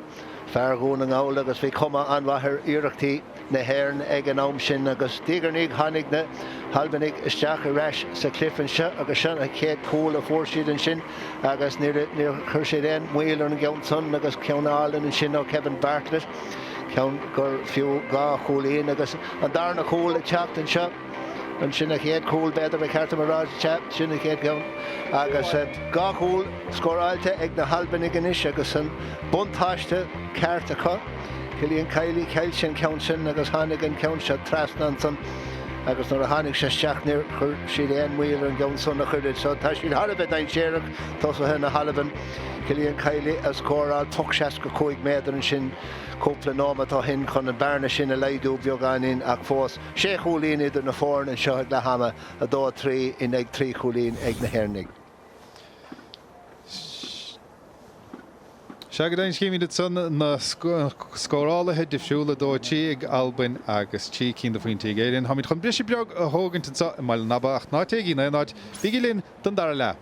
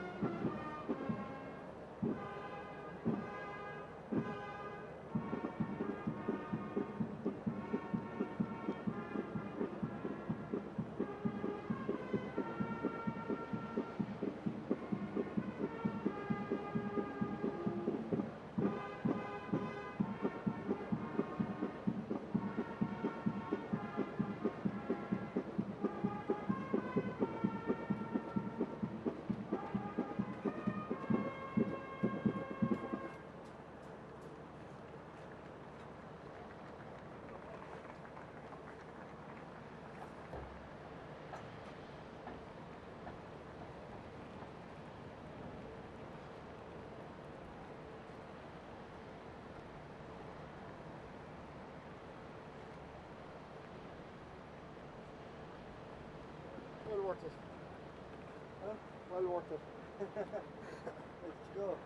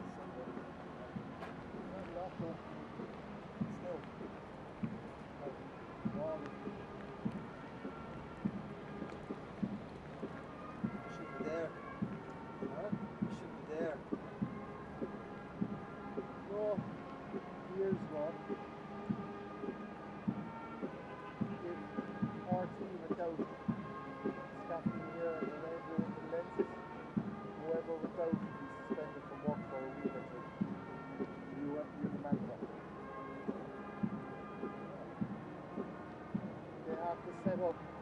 like if the sun goes around that way, you have to set up over there. You wouldn't leave them over here. It was a big thing in RTE.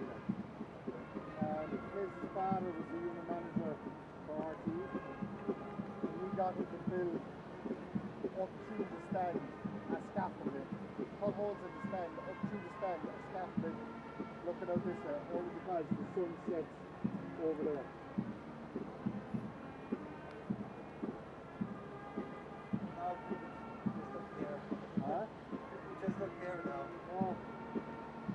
Comment about seeing your cameras.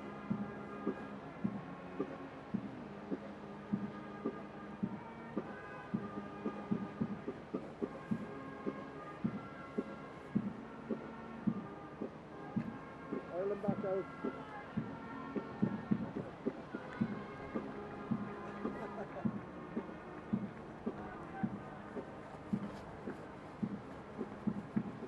Oil them back out.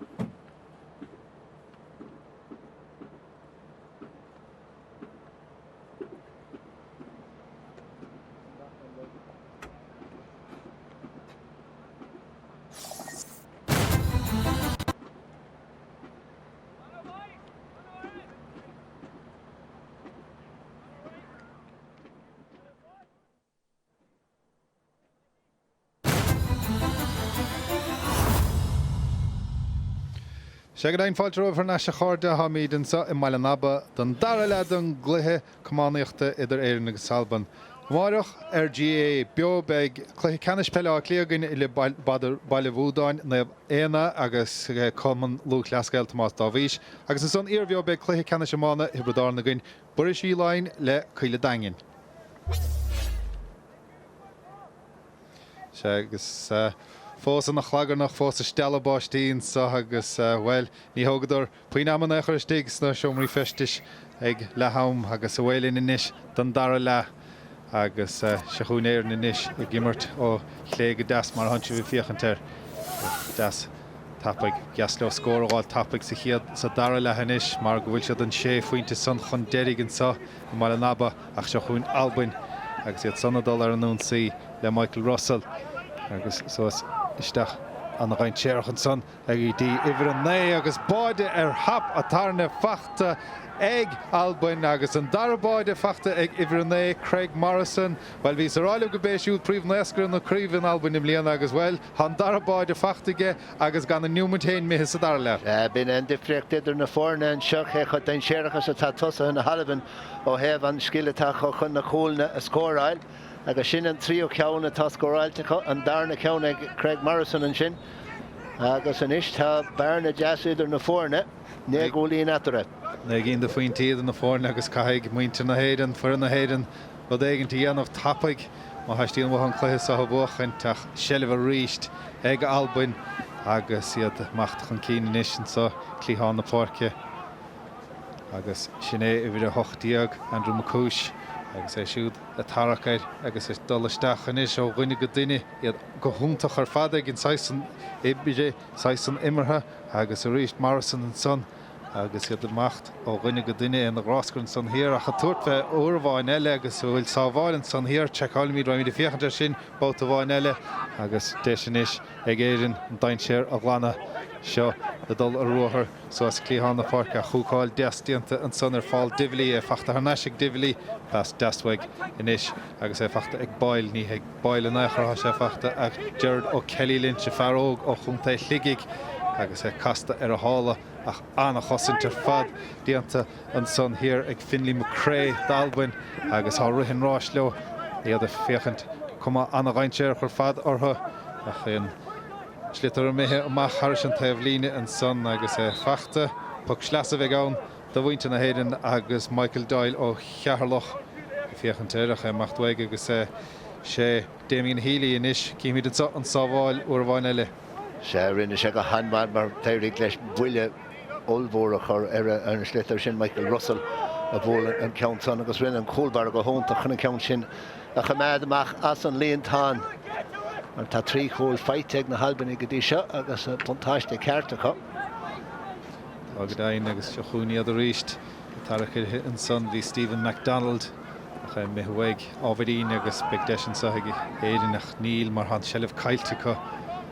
fachta harnáisiúir bháin eile ag Albin agus ag Blair Morrison anna dhechar éon dulchan cíine san aimsir seo agus well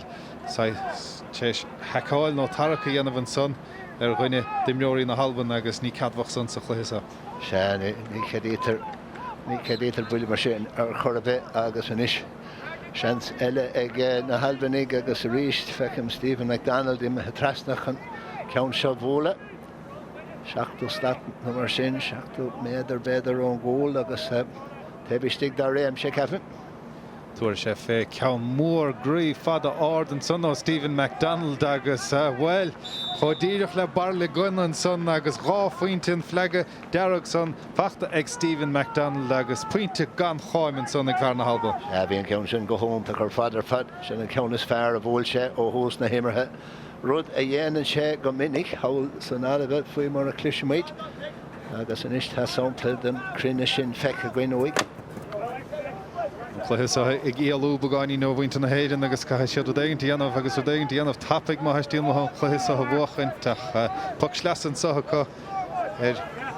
héamh na lábh deisiad an báice agus well cai siad déanamh agus déanamh tapig mar deirim. sé Damien Healy fear na mí ag dul trasna chuna ceann seo ó thógáil agus cuaramach go leor faoí agus tá pug sleasa le tógáil aige agus ceann mag go leor gan a bheith roiáda. Gan a bheith roiáda agus é fachta harnéise muinte na Halban inis agus é méisteach sa chúineach hir an son cos an tóir na héireann agus well bín se anna dhechar dóibh nuair a hen an slitar ar an dalamh mar sin bín se anna dhechar dóibh endal chun cíine anamh glantamach Harrison taobh líne agus beag pug sleasa eile an so ag Albin agus well bheith na bheith puin deabharthach an ceann sa thógaint.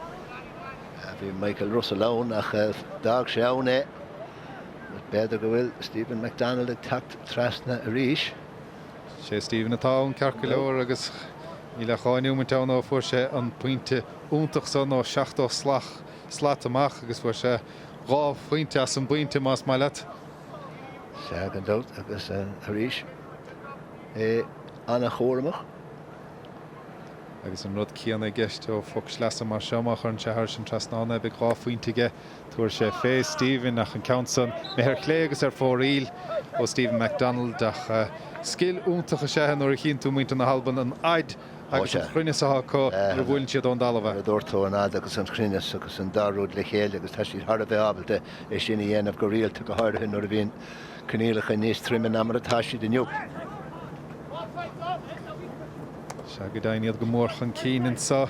I maiile nabba mná clia dírig a scór éigentáilte giad scór den dar le más féile an écharte a anna Chosinton san hir ag muinte na halban agus ag Robert Mabban mar sin héin puc amach ag muinte na halban agus iad san bhfuil á siad be bhd chun cíann is agus fós féin caiisiad tuimeád leis. Trí cúil sin an difriocht atá idir na fórna, trí cúil agus gachuín in a rire ach sé na cúil sin an difriocht is mó atá idir na fórna go dtí seo. Agus níl mór an cumar an scéal go bhfuil na hairnig chun cúil a scóráil caiim se rá. Nílach beidú meach deisian sacha ceann dain séireach an san pas beag deasisteach os ciúna chin an san ach mar sin héin cosint bha gíar chosint diantan san ag muinte na halban agus fósta Stephen McDonald tá se luite anna vinnig goin sa chluithe sa déanamh bharta Gerardó Kelly Lynch an san ach fós fachta ar neis ag muinte na héidan ceann ábhíonn Garan san ach fachta Cillian Egan ó Roscomáin fachta ar neis uairháin eile ag McCrae de chuireann na halban agus iad macht ó rinne go duine ó heamh go taobh síos clíán na Parkinson fachta man san ag Paul Dively tuairt féin spreoch ach Paul Dively á cheola dheis agus fóríl agus bhfuil ní mór dó bheith tapúna deisna san tappa go feit. Go dá caithmid caiim na hairnig níos mó tarbheith a bhaintas na deisna sin taréisdóibh ganach trí scóra áil as ceir chin déag de cheantain is i céad le inúnad cúig scórna agus gá chúil in a measc scóráilte ag na halbanig as éon cheans déag. Seantáin caiilte ag an dáhéamh ó le hama. Cíimiid inis Stuart McDonald captéan na halba ó chumannachta Lovett agus bhfuil sé an 8 bliain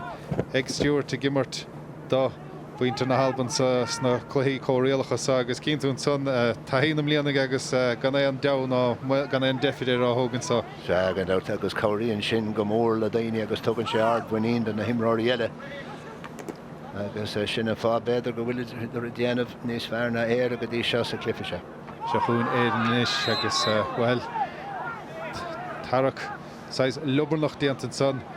imreoir na héirann sin Royal Manelli ó chunta líis agus bhfuil targaí chuir duine imreoirí na halban an san ar an dal chomá agus ní de a hiiscint. Se idir ag churathanna ar a chéad an sin bhfuil sin an ten éib tháinig Robert Mabban is seach an sin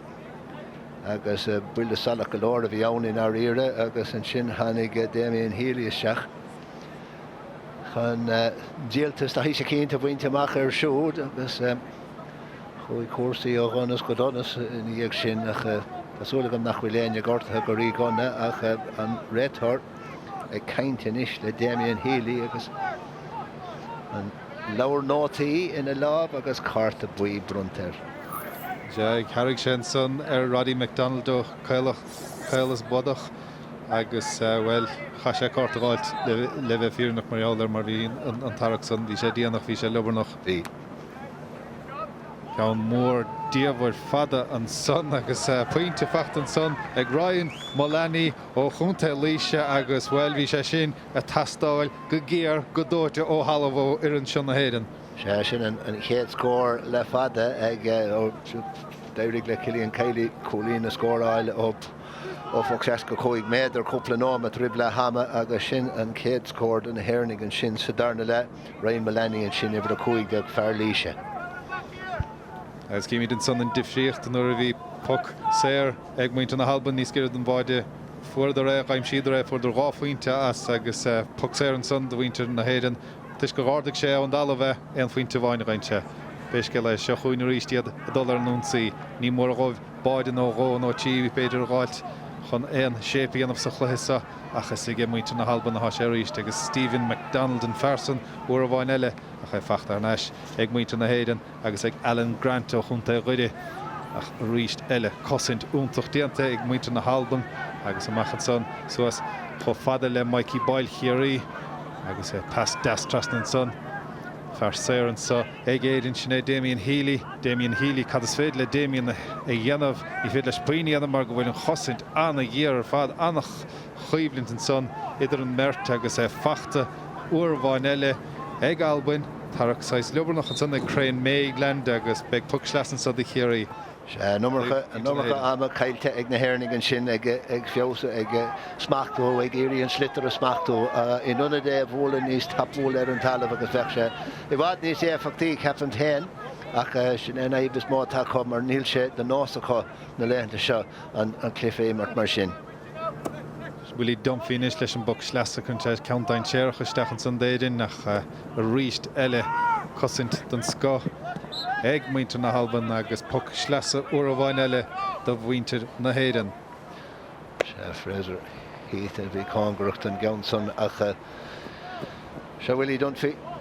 treis teach tras na ríis chun tuairt fin gceann seo agus is go sóil go bhfuil sé is maoine bhar chuirt faoi scór. Tá fódín beagáda hin sannaige chun a chamánach ar híos an slittar tuair sé fé ceann mór fada isteach a John Lloyd ach Bertas Alban a bhí an son Stephen McDonald ar gcuine chu ceann sa ábhílín dain séireach fós mátá ach ar mhór bháin eile ag glantamach ag muinte na halban agus chunig chéimiid an son. Tá ceadagat an slittar bhla le a 8 tá ceadagat a díorige chmachtú le a 8 ach níl ní rairigh leis an báta áirithe son.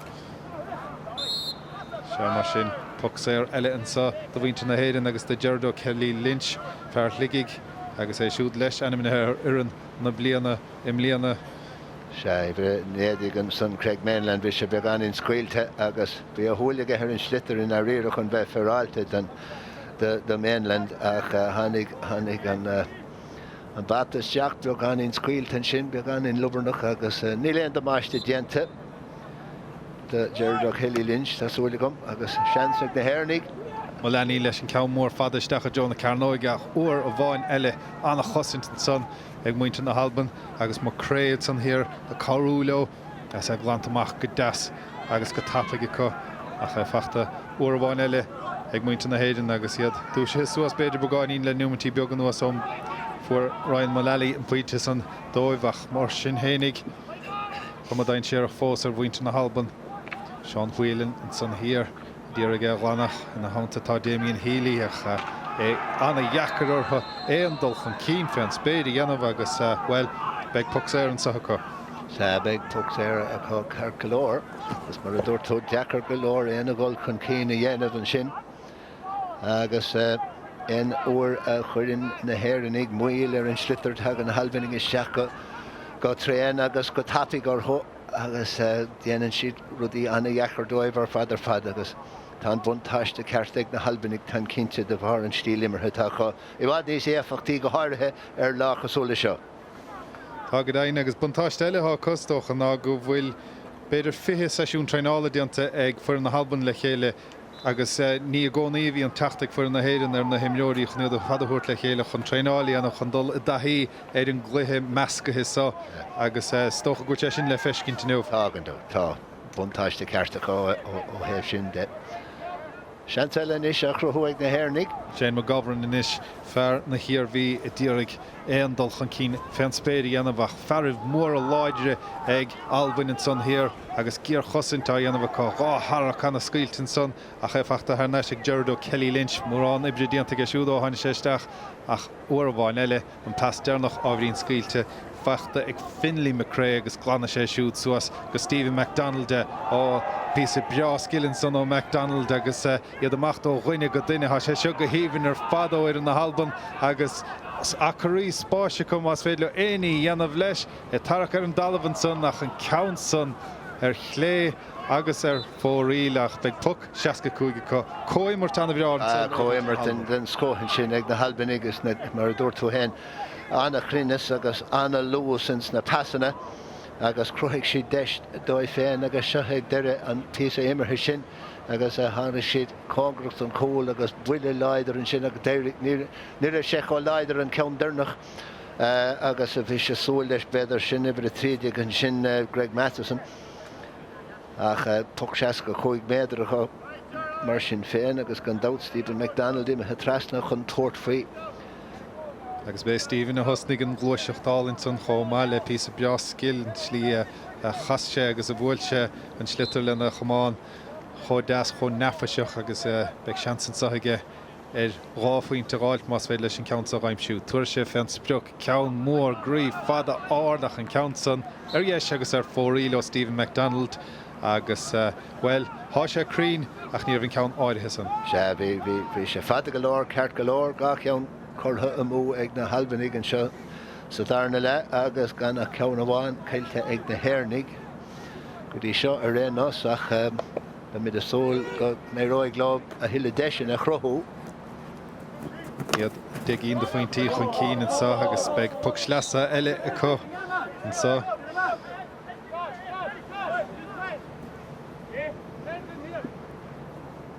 Chuid sé go hóntacha an méid imróirí as na alabheith atá ag imirt gan an clogad ar a gcíine agus mar a dóras fir crú atá ónta ach bhíonn an slitar ar an dalamh an chuid is mád an am agus sinna fá nach bhfuil sé choiríochtanach dóibh siúd agus atá sé den na Hairnig. Se bhí sé cainte sunna túsan chléthe ce chó deasa sa bhí an forc I fíochant an sa a feit agus beidir na beag na muid parci róhhacht don sais abaláile há dhéanamh có nuair bhíon na pocan na sleasa á hágann tú gach sin scéal eile an ómíad an imirt agus sé antírim. Se chuin inis báideoir na héireann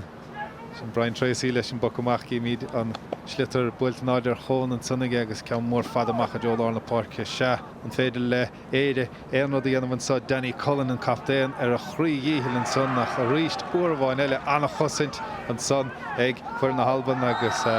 Craig Morrison an son I ddíraigh dul chun cíine anamh agus cailíochtaíonta ar Morrison agus well an chluitheá há fiche nómad fáca hán agus well há báidí atá stáil is dócha féin drása agus cíimiid an san ríist an chailíise dhéon Ní a bhéon dáta go raibh teil sin beag an in Mikey Boyle bhí ann agus bhí sé beag an in mála haring sé seach le lábháin ar an gomáin bhí sé géirí teagháil I dhéanamh ar an slitar ní leon dáta mar ceann ach hepper agus inis pox éir don na Halbanig a ríis Stephen McDonald gan dát a ríis I methe trasna chun tuairt faoi ní ha an óir seo ná sin éidirach se. Stephen McDonald agus féchanta Joe na spricínis Thug sé na troslóga ceannín beag go bháine chu an countsa titim a míle bháide agus bhfuil trasnáin builte an countsan tá go dain agus I dulta Harrison trasnáin fleigad darag cílaí an son ráfuointe ag Stephen McDonald an dara íirecht ráfuointe más maiile an dara puc séir seolta Harrison trasnáin an son ag Stephen McDonald agus há sé gimmar gohúnta chu fadan sa hinúh. Anna Scílúil agus Anna Chrín agus inis trí seacht agus ceir a chúla idir na fórna na riire ga chúlaíon déag agus beidir an umarcha ibre a déanamh ag na Hairnig chun an clifa seo a hábhail na Halbanig níos mó ach na múla. Tá agus beidir goil deisian sa ag muinte na héireann agus iad fós an chosaint chruaig dhéartha dhéanamh an son cilíonn igen na dtír agén dul chun cín dhéanamh arda hinisisigus ra sé siar ra sé I lethe chúil chun dul chun cín más maiile pas das isteach sa lá an son nach cé háson nach fear na Halban agus íirecht mór gríomh fada ige chun an countsan na glána san hiartha Seán Whelan ó chearlach agus siúd á chuairt de Danny Cullen captéin na fórne bhí sé gimmar an nurig chomá ach uarmháin eile cosantár sa bhreis hí a caiinte cosantár breis a bheith ge for na héireann sa chiad le bhfuil tá sé ag Alban in sa dar le Andrew King in son here agus anna chosan dianta an count sa fós dain séireach mátá ach raibh sé siar grín báideor cíimí den son é ábal te stoppil an chosach an count san fós dain séireach agus Cillian Egan na blahíil timpplair níl an dain séir glanta fós acu ach Jaimar Chomáin an son ar chosandór na Alban ach scum son deir leis ag glanamach cho fada le Craig Mainland agus MacDonald cíimí den son an lús bumór gríomh fadaisteach sa chúnige agus ina omra scáilin is idir bhirtain sa if díad a chuirlíán na park ceann dain séir chuisteach an son an báideor an son Tracy agus pas deas amach chun an dain séir san na ghlana agus á sé go Mullaney inis Mullaney roiith sé siúd ar ruúthar bantáistin sondas na hhéirn go féadleéis sin íanamh Danny Cullen inis amach ar ruúthar agus ina dhéag níor duine do chosathe na Alban pas deas inis amach go dtí sé McGovern cad is féad le McGovern íanamh chéile sé chur tras na ríisteach uair a bháin eile na cosantóirí rómhadas na hosathe an sothafed. Tá an dát agus sin an glóisiú is fear beidir a chur na hairnig le chéile le tamil ada Captain Penn ach níorcréicnig siad go maithe agus an is tá slitar ag an taobhheile an park agus na Halbannig gur an ón siríis. Andrew McCuish san na díreach dulchan cíine anamach Mikey Bail rómhaga an báta áirithe son inis isteach lár na parke agus Andrew King agus é siúlahuirt a MacDonald ceann tóiste isteach sa chuún a ríist ach a ríist uair a bháin eile na cosantóirí i dtí an bheartaíocht inis seo Ryan Mullaney inis pas amach go Gerald ó Kelly Lynch cad a dhéanana sé chur sé ceann mór gríomh fada dain séireach isteach i Jonah Carnoige féad le aine gáitin san Hanolan san na stig déireann nach uair a bháin eile glantamach ag an báideor Stuart MacDonald agus bhfuil ní hé áfuil na deis nach rothú có ach ní le an feiceáhhar có fós íireacht eile isteach a Jonah Carnoige teanta hin san na stig ag fear na héireann sin Cillian Egan ach mátá ag glantamach uair a bháin eile Stuart MacDonald agus bhfuil ní bhór go bheith tapún na deisina san. Sé go tá go leir deisina cruthe acu tá stig de 60 dá ná a tiimethe inis acha tá nómarcha deisina caiilte agus tá sé do réite nach bhfuil le ceir a scór feiteigh de hairnig tar éis a gcuidíireachtaí go léir. Chnic mar an son cúpla nómantá in bertamacht ar ruúthar leis an slitar agus an Comáin das na hairnig bantáiste sin a haiges na hairnig ar chluithe na Alban nach ní teag úsáide na chur cynniú. Níl gan dát agus tágann sé an nómarcha ibre beidir chun an slitar a ibro ó heh taobh na park ó cheann na parka sa slíon a bhfuil na hairnig a gimmert agus mar a dúras cheanna féin na Halbannig i bháid níos ach na móla ó heh tarangíonn siad go tapig ar an slitar cumad siad ar an talabé agus éiríonn lá é a choró ceann na parka bhaid níos tapúla. Éiríonn go dainn agus ní lech pointe bháin fachtagus na hairnig sa dar a lehan agus ní leor son taachtamachchan son uair a bháin eile fach fé Rory Kennedy das na Halbannig agus é amachtan sa siaranis agus hir an son ha Sean Whelan déirin fear chearlig ach mátá is ag Alban a bheith puc sleasta sa agus galamit na bheith an deabhar an count sa hógant. Gan dát agus a ríis trapáil go córamach rí bréic Kevin Bartlett atá ann i bhí de an ile anna ggéirigh Bartlett ach tuair sé fé tiite go countsa i míle bháide agus an son hir anna chain séireach go dainach glantamach ar deire ag Sean Whelan agus an íireach dionta ag fear chearligid son agus cad bheith an sohanis beag pucséir agus pucséir do bhainte na Alban an íirecht áirithe agus Stephen MacDonald de propáil ríis chun é ágant. sé somcín sa gróm an sin feite ag an talbanachchan san ó Danny Cullen an son agus mar a dúirtó an fear chéine sin an son sa gróm a chun icimar second ó hin agus MacDonald imethe trasna an sin a propáil gach rud rih an ceann seo thógáil. Deacha sé Jonas Brice gandát ní bhíonna an rim mór fada suas i gchan é thógaintach rá lechos céim agus an countsan gan cháim ar fada agus é tithe míle bháide sa bháilte ar an ggéadíireacht ag an báideoireach ag críochnathe Solín Táin ag Fraser Heath teis ceann íireacht mór fada an son ó Stephen MacDonald cheapas éongar sé an bhacht Harris an tras ná stop an báideoire agus an sonna stig stálann go beh Fraser Heath a fuair an ceann áirithe san bhar seachtaíag cín teomide sin ar ball Sean Dowse and Cool and Cahru Cool and Shin Feite Halbenig and Ish Cooey Cool either na Forne agus in a real period Captain Payne go will Daryl la course in shot Ke go will Rain Tama Fak go foil Shane no me deag na mar sin nach she hard of it Mirul took Masrud gan Arian and Herny game with the end of free. Big sé agus Albin a reached $1 an sin agus $1 an sí le Greg Matheson agus iireachtáire son dalta erchlé agus fóríl agus well beidir go bin sin beidir go bin buile mar na mici mar a sí mar rim sé seo an cooln so Se tuch all in sin out Stephen McDonald agus chur an cool beire amach ag Ibre dói ag ríise fair Daniel Cameron fair cool sa chéad le. Bhí sé héananas Fraser Heath anna garda bhín berta rúnach le taracéireach be Daniel Cameron a fuair an báide san agus bhfuil báid anna as a bheitthe. Se gá cool in is. Fuair sin céad coolíon sa cliffe be ceartta mar agus sin cool dóin sin sa darna le. Anna lá ibre diente ag le héad agus ag cholechathe ar na Halavan. Chu cín diaag de faointí inisiad na fórne agus bhfuil mar a bhfuil airí Lazarus ó más inis an do ian seo na héidir is tólim go méid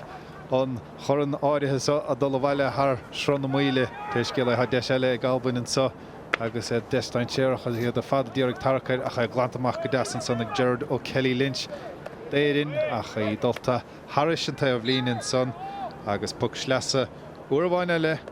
de ian na Halban. Ní é dát go bhfuil bulla na follas rántana na Albannach an is agus tá siad a chamadan an brú ar na Héirnig an sin. McDonald a ríis ag irí a hiile díomháil a dhéanamh dúin. An fear cían a ríist agus annach ar fadim ag Stephen McDonald. Ní bhhain os na puc na séire chomáile sin ó nimar toscailte é lánach an annach don snúirí maitha anna bhí Albin. Dag an dás agus tá sé lánach in achród agus a ríis fechamid puc leasa áil in uig time cinse agus a ríis. Ceann dain séireach eile titim mí a bháide dal an chiad ceanúpla nómateo hin agus iad a fad a tarach agus bhfuil í críochnathe uairháin eile is stig sa bháide agus í críochnathe stige ag Kevin Bartlett ibre de agus bhfuil há sé chosásta le dúch sé ceansan. Se bhí bhríse síos go jazz dó ríis agus ibre de sin Kevin Bartlett agus bhí go leir spáis aige chun Tarrington agus ní raibh seansar bithigh an gúilbáire agus in is sé cool idir na fórne agus cuma anna hásta go Joe ar Kevin Bartlett agus tuige nach meach. Fuair sé iirecht ráfuointe sa chéad le agus an báide feachtaigh sa dar le agus bhfuil fé mar den tú cumasásta ar na Halbannig buine siad sása bhesanna hi nocht gan é anna ggó agus iad fós blána fola umta mar a dearn tú agus i bhí cehardíag an sanna túirt fé faointe agus bhfuil anna faointe feachta an son ag bhí cehardíag sin Savio Giannini agus Giannini sé siúd an príomh nascre sa sra im líana in Albin is sa phríomhráin is sra cumanachta na Halban agus chuchí nithe do bháidí feachtaige, ní an joca. Se an dás agus sin sampla eile den sorta chécho dain séireachas atá sé mar neascre agus mar thosaí agus na Héirnig an is a géirí ónsaí a crothó dóid féin a choríis glantamach ag na Albannigh. Glantamach agus Giannini a ríist i Larson Nimmerton son fearín beag sé chá sé faointáilta túr féin ara glantamach uair bhaine legus na Héirnig Geasleo crut cuma éigent le dearmh a chuir ar chlár na scór dul a ruthar níos ha Joey Boyle fear na hiarmhí ach lecha hin son agus cosanta ag ifir tí na Halban sé siúd Robert Mabon agus glanta sísanis Joe Clehan na Parke fachtar neis ag muinte na Héireann Gerard ó Kelly Lynch ó chuntaith ligig bhuaig Carnicky record im líana agus siúd a díorga cheolaisteach go dtíon lánta so i fachtar neis ag bhfuí domfií ó chunta líise domfií ceann dain tearchaisteach an son agus Tourlington son istig I Joe Shane Nolan nach ar deire hiorthol ar chlé agus ar fóraíl. Se chaile an chosantóir an ceann son na dul seach agus bhí mar a dúirtú bhí seansa ar feadh glas echan an sin ag tosí na Héireann fechar se chuig an chosantóir amach ach maléin sé nálan a bhí ann ach ní acha sé an slitar go raibh sé beag anin roihéanach san is bhí sé scior amach ar an líon an son agus bhí an deisiimethe agus ceann eile imethe mór. Ceann eile mithe mór Thomaléan agus ganna cheire faointe feachta ag fuireann se na héireann tránón agus bhfuil ní leor son chun éon chluthe gaalach a bhuachaint in éireann ná Alban.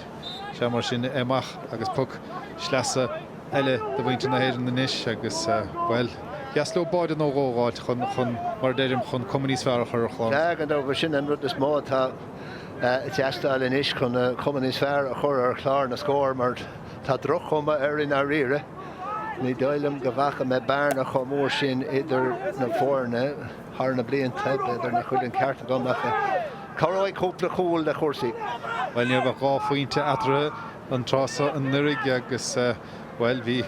muinte na héireann hocaí nó ag na faointí chun cín ag staidáirthe a chluitheáirithe san nach níráidir riamh álaigh tránóna agus rihanrás ar fad le fuireann seo na Halbainiad go mór an uachtar inis agus an 2-8 san scóráilteach. Sé nuair is muoine tú siar go raibh cúpla cólín scóráilteach na Héirnig sa chéad 2-9 an cliffe agus gur thóg sé Hamelín ar na Halbainiag sochra síos chun fiúháin a chéad scóra áileach idir an dálín nílach gá scór feiteag na Héirnig agus gandó tá cúig cúil agus 7 cólín scóráilte ag na Halbainiag idir an dálín. Agus an láh nuachtar uair a bháin eile cosantóirí na Halban ar chosathe na héireann agus bíonn siad a dulta ar an únsaí ar úmpú do bhaise agus cúpla tarach anna géar anna chróigeann son agus iad a ddíragann slitar chur chun cín nach fós is seileh na néarannach nó an bhfuil níl mar ag puc sleasa eile an so do bhainte na Halban agus bhfuil céile tachtsáil chuúneach Stephen McDonald. Céile sin fear is fear atá ag na Halbainiag chun na focan na sleasa agus na focan na 65 méadar agus iad a thógáil agus teaspána sé cecha cruas atá an farc chun maithetá sé mar farc gúil sé géirí ardáín beag a dhéanamh do féin agus sé deachar go leir mar go bhfuil an parc cho trim go bhfuil an éimsear cho fleoch. Tá mór grí fad áir de túirling i míl na Carnóig an son agus a tarachar an son uair a bháin eile sin Salvio Giannini agus an darapaointe fachta ge bhí sé anim na hiile tasnú ach dathraíoch an fuireann son riimiis an chahabhaisteach agus an darapaointe fachta ge agus pointe deasarota. Se clogad dearag ar agus bhrisin ceann sin sios go deastó agus níor chuir sé muil ar bithir agus sin ceachta nach bhfuil fólamthe ag na Héirnig an is chun tarigtar an slitar níos tapúil an amratá dhéanamh aga an nómarcha ibre a dhéanamh ag éirí an slitar a cheannsú an tangaléir agus chuann sé an nómarcha muile ar a goíireachtaí agus mar a dúras chéna féin cúpla óir. Na Halbainiag i bhd níos ach na móla ó hebh a goíireachtaí agus an chumar sin ar chláir na scór chumáid. Well, Sánas beag bíd a réigen take ar máisteach an sa fós fleoch ach níl sé nach chhlagar nach fémar bhí sé sa chiad le chiad neomant an gluthe sa iirecht mór fada eile I Joe an stól le cheorcailinn son agus iad tarcar ar an dalamh fémar a stóldóibh ach an ceann son mé hir clé agus ar fóríl chomá. Níl méad chéine seansanna ag dul ar fóríle ar chur a bit dar leit níl tríchéín chutha mó ag na Halbainiag sa darna leit agus ganna ceann chutha mó ag na Héirnig, bhí bhad níos mó seansanna céilte sé ag a héandeag ag le hama ó hebh seachaí de sa chéad le. Agus an puc amach an son nithe díirich amach Harris an taobh líne do bhainte na héireann níl puin dul I gceartdóibh sa chluithe so. Níl gan dát agus nuair a bhíon píosa den áig a teastáilúíomh ar lámar seo. Ní hardíon rudaí, ní hitan rudaí amach dit ar chur bheith. Léir Morrison inis chun an puc sleasa a thógaint Albain agus ceann mór fada ag siúil chomá suas I Joe na dosathe agus fachtan san istigh agus fachta ag Kevin Bartlett. Scóráil dastiantic Bartlett inis tarach ar an bátáirithe san bhí Roddy McDonald agus beag puc 65 eile ag Albain an sa agus well ní a chan áras romach gur be Stephen McDonald a thug ceansa. An fear chéine a dul trasna a ríis agus tá annach cliffar fadar fad imirthe ag McDonald. Ní bháin an na pocan na sleasa agus mún san immer generáilte agus an buntáiste ceartta chu siúr sin banistóir na Héirnin sin Willie Maher agus tuigeann sé go bhfuil an cliffar seo créocht na he agus nach bhfuil éon déise chuidnig bhfuil éon seansa chuin rud a dhéanamh faoi halbanig wad ro wad oivin yov. Agus chnig mar sa chiad chluithe fé héan go méidir go raibh sais úntas ar an na héan cecho láidir is a bhí muinte na halban agus beidir go raibh ceanálaigh sa chluithe síse. Beidir agus sin seansel an sin a gá cholíon an is Stephen McDonald a rééis bre seacht fer kennen céine tar éis ceann úntach a scóráil. An tíú ceann an tíú puc séir nó puc 65 fachta ag McDonald agus is fiú rá faointe na hé cheannach san mar sin sé cinn de faointí fachta ag Stephen McDonald in nómh ó bhaile úr an clé. Hartar coig ná met fanta sa cliffin is agus na hairnig ag dollar an ón siríis a géirí rudégan i dhéana faoin scór agus hí sa chóin sin. Steachar dó puoine an na fen scór an son hir agus na cosantóirí go go húntaach ar fad Alban nach fós de eile chu ceann dain séireach isteach i dteo na Carnóige jasló báide ráil jasló beidir rá cheannaráid nó tí cín mad a bheith dísta nach ré ach ceann dain séireach isteach an son uair bháin eile ach Cehan son hir ach Stephen McDonald nadidir móbáilta hainim ráite tróna a gin agus an cosint chomáile dollar núnsaí se chuúin is glanna mór grí ard an son ó Sean Whelan déidir ach uair bháin eile muinte na halbain agus macré dúisithe dúgus dúisithe nó an dóibh ach beag puc lesan sa ag éidir níos báiltáide sa. Se Finley macré a bhú a glán an ceann sin amach fer 3 bliain díis. Anna chuid taithí ag an bhar sin mar thosaí nó mar chosantóir agus fear cín lech síl haúil in alban. Ceann dain séireach eile agus cíimiid sanna tarach san éirithe de chosantóirí na halban tinte siar cho fada leis an báideoir an san agus é beo stadéirthe gan feice chuisteach ar áhhaine san amach agus iad amacht. Inis macha Joel na park sin hir Damien Healy ó chunta enemy a dírig e churchan cíneach or a bhain eile an son hir Blair Morrison ó Chabar Fé da winter na halban agus well. Is stoilm gwyl Ross Ritte Ross muinte na héad nach go háirithe Ritte agus anna haspáint is fórne ag muinte na halban an sa tróna. Se chafa méid an máda go léir a brunnar thu siúd éirí glá chuig cín de choúla a scóráil éon choúlaíon déag a scóráil comma anna heaspáint is uig siúd agus ina máistrí ó húsdeir in a himmerhead cés muite den céad den nómad na mar sin. Shane McGovern inis ó chunta na hir bhí dírig dulchan cín éigintí anna bhach uair bháin eile Rory Kennedy fearile hátéis anna chluithe bheithe tróna agus a glanna amach an clétar an son uair bháin eile níis. Muinte na héan dírig puinte nó báide ráilteach an ceann son i titim gara agus annachchuid ama annachchuid spáis ag muinte na halban chun an ceann son na glanna agus te séisteach sa chuúin níis ach an son hir Bert de chosantóirí na héan agus an idir ninach chur choise an son ar Ryan Mullaney nó ar chleánnig sé ach well Kevin Bartlett gan é an án ar Ní réantigh sé le cinenne an rétóire ar a géadal sios cap sé gur a féil déint agus a ríis an sin fi sé garrán agus a ce gur raibh duine a winter na hair na géirí an slitar a bóla chur sin cumáin isteach an sin chun chur isteachar. Muinte na héad an ríist in isise tuairt fensbreoch bail an son han ceann tithe gara a cha glanta ón lín an son ag cosantóirí na halban agus bhil anna bhhartíocht déanta cum mar bhí dain séir an son gan éanna go se mar sin seún Alban a ríist agus bhil Bert chosantóir an son ag éidirn chomá agus siad beachún tórdach iad a dul siar le a gúil Sean Whelan inis a cha sin a bhdal siar cho fada leis an báideoir ceann son anna gain séireach níl éon ábhalt a tarach i gceart ar an slitar idir éannach agus Albanach agus teissean son ag Albain ag Kevin Bartlett ach ní raibh éine dá choleacha hin son fós héin ní féidir leis na hairnig an dain séir a glána Ryan Mullaney inis a dul a ruthar raibh sé siúd a ruthar agus tíala sé siúd báid a gháiltóibh tuair sé bhaige Danny Cullen a chaptéan ach uair bháin eile an son hir Finley McRae an immartíanta ag an bhar son tróna Cillian Kiley inis bhí sé siúd Bhí sé beo beíoch sa chéad leach bhí sé ciúna bháin sa dar leis a chuin inis Joey Boyle ó chuntainna hir bhí déidirn é siúd amacht ar ruthar ceann dain séireach an son scaoiligh an báideoir leis agus ar chlé agus ar fóraíl san neomad dearnacht an immart. Tá an trío ceann imethe ar stréig na hairnig an seo anna iireachtain ar ire an sin ó Joey Boyle ach críoch lag a ríis agus sin scéal an clifa agus tá mí a dríide mí dro dear in na himmarthain seo anna 5 second fáanta nó sin. Agus a ríist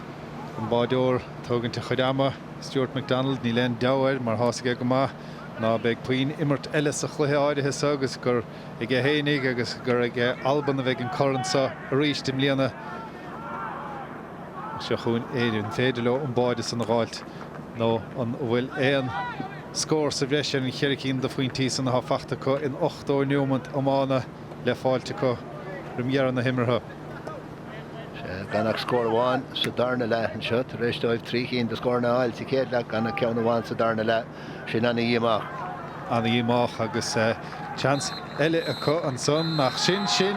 an port dearnach buinte donna bhedóg ag an réiteoir Callum Gervin agus don gúgiú blion as a chéile an bheirt dianta ag an síintear na halban an síintear na héireann sa chluthe córéalacha se agus a bheit tílte go maithacha ó hús deire. An ní léon dátar bithe i aigenacha gur raibh siad ina máistrí me mar a dúras theismuite den den nómat mar sin nuair a bhína héirnig go déanamh go maiid agus nuair nach raibh na halbanig socrathe síos i gceart Bhí gá chomhlíonn scoráilteach na héirnig sa tréimh se ama sin ach idir an dálíonn na scórna go léir a deirí gló an dó trí chin de cholíní a scóráile ar fiú gá cholíonn agus na cúig cúil agus sin scéal an clifa cé chu maithe sa bhí siad chun na cúil a scóráil agus chu dain séir agus a bhí siad agus có héfachtach agus có hac na móil agus féidir go hóntacha na riir agus 3 líam lá. Tres límid go dain agus cimide an son. An scór dar nach réist Alban cúige hé níag éide cheiricín do faointí. Agus cimid an sol raimid fiochan tú ríist ar na scór na goléid agus hí scór na úntacha feice gain sa chiad le ó bhainte na héireann ach ní fórdarach an ceanna bháin sa dar le. sin na cíine chunica mar sa chéad leithin sin agus dégar ní an sin hánig na halbanig isteach a reis agus bhí déisian sin ag seán bhílan ag lean amach ach sciúr sé agus críicnig sé sin le scór ceannáilinn an sin Har an Dras Nananson ag Kevin Bartlett an sin ar fiúgá cholín agus an sin thosaigh na scór ag teach go tiomh ó na halbanig agus gach seans a fuórsiad críicnig sé le scór beagnach agus heasbáin siad cé có héfachtach agus có hac na móla agus a bhí siad agus seansailinn sin ibre a hochtaíag an sin Andrew McCuish ag chur an ceann sin isteach sa líontán agus críocnig éar an chéad le cólín ó Cillian Kiley sin ó fog 65 méadar. Sa darna le a ríis a réig leis na halbanig a ríis ag cruthú deis na dóid féin agus ibre an éan sin le orchar ceart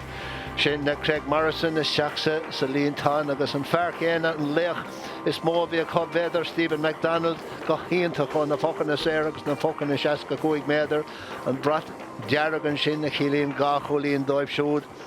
agus éire an sin an 10 scór amháin a fuórsiad sa darna le ó Ryan Mullaney ibre a chuig de fearlíise. McDonald a ríis ceann álainn is seachan son a ríis Har an Dras Nananson agus an brat dearagad dul sús ríis. Agus an sin thosaigh na cúil le teachdóibh sa darna le agus frisin ceann sin sios an sin de céir fór an ceann Daniel Cameron a fór an ceann seo béidir. Agus bhéidir Harbh dain séireach nuair a bhrisin slithar sios cótha Kevin Bartlett a bhí stig an óir seo agus bhéidir Harbh dain séireach ar fad agus iad ag éirí chorlan a gcuid scór na ní ráidir sa nuair a chégur a bearna mór etar a ní ráidir sásta le sin leanad ar aig agus tháinig na scórna go teomhann sin sa darna le freisin agus mí na muir chúil anna go dóthachar an taobh sin don fárc sa darna le ceapan. Cimid an son scórálathe ar fad agus cearar scóráil d'éidirn cimid Stephen McDonald an son á sé luite ó thuas deirigin an tí íireacht an son gur fiú gá faointiad. Craig Morrison le rábháide, Bartlett le héan a dó, Cameron héan McCuish le puint le báide bháin agus Giannini an son leis an dá faointe at son ag tanna le dearan na himmartha. Agus iad a bhd éidirn níos fearr ná éidirn chun na deisina a hapú. Gan dát mar a dúras go minic anna ach na móil agus anna éfachtach agus ní léon dát go bhfuil an clifa seo bunathe ar an scill chun an slithar a bhóla go tapig ar an talamh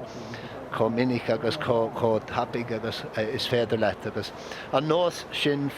fós ag na Halbanig caiilte ag na Hairnig le blianta beag an nós maléin agus tá sé dul I bhábhar na Halbanig go mór agus is míbhun táiste olmhór iad na Hairnig inis an stíl imirthe a bheice mé seo ceann na blian in éireann faoi láthir mar bín an buntáiste bín anna buntáiste ag na Halbanig inis sa téir sin nuair a hagann siad I gcuine chéile na cluiche seo. Godainnas go darfhaite fet agus well an lámáireachan sa TG Cahar GA beo be cluiche canis pe lá clíagain idir baile buadán na éana agus Tomás Dávíis sunbeg ar beo be cluiche canis amána hibredár na gain idir Boris Ó Luich agus Caoil an Dangin beo ó na lehartte sé tí máireach TG Cahar.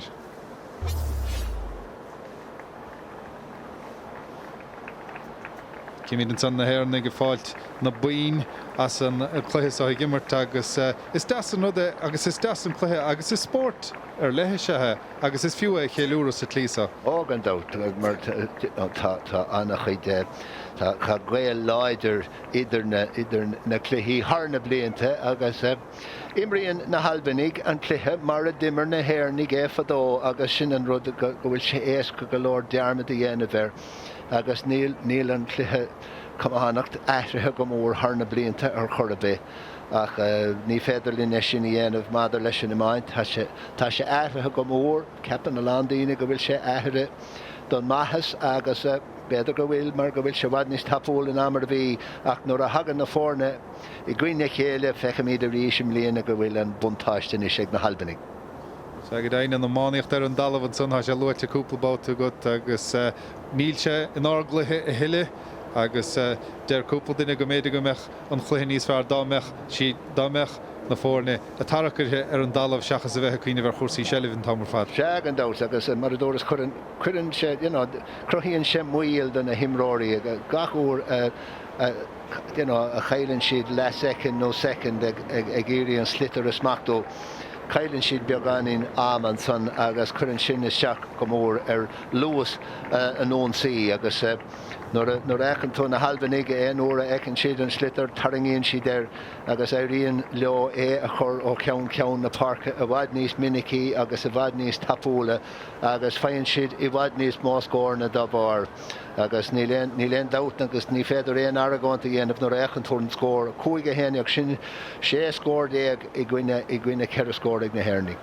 sé in uinte na Halban idir fili chaocha de uinte na héidir an sa chluithe áirithe agus cíimiid an san fuair na Halban agus iad amachtas agus muoin á mailiúcha an captéan Stuart MacDonald agus siú de fear go bhfuil taíanam líanaige agus anna bhaine stúdiantaige éid an gluithe á hinneomh lena focna amach agus mar sin dá na cheanaireacht léirithe agus ó héan go fithe hí an lábhan nuachtar ag forbhór na héan imreoir as albuin inniuh. A de bhí an dás agus an bua tilte go maithacha agus an rud is mó na an bearne a bhí atartha ag an deire sin an rud is mó chuir an brá norinne agus muide féchant ar clifa mar sin mar bhí mí de súl nach meach an bearne cho mór sin a chorabé. Stuart MacDonald inis agus prapáil chun an corn a gáardach agus bhil chlab go chlós chosásta le dúk go bhfuil sé na chaptéan ar an buachach an sa in Maileanaba agus níos mílte fós tócha go bhfuil buitecha ar na Hairnig ar a baiste hénig. Agus an corn san ádathe agus dul a bhaile thar chron muile don gúgiú bliana as a chéile hí an cornsa agus Alban in na máisteí an goransa le chuimlíana inis agus Stuart MacDonald an cúpla focail ará. Not much to say. Good tough battle. No, just thank you to everyone.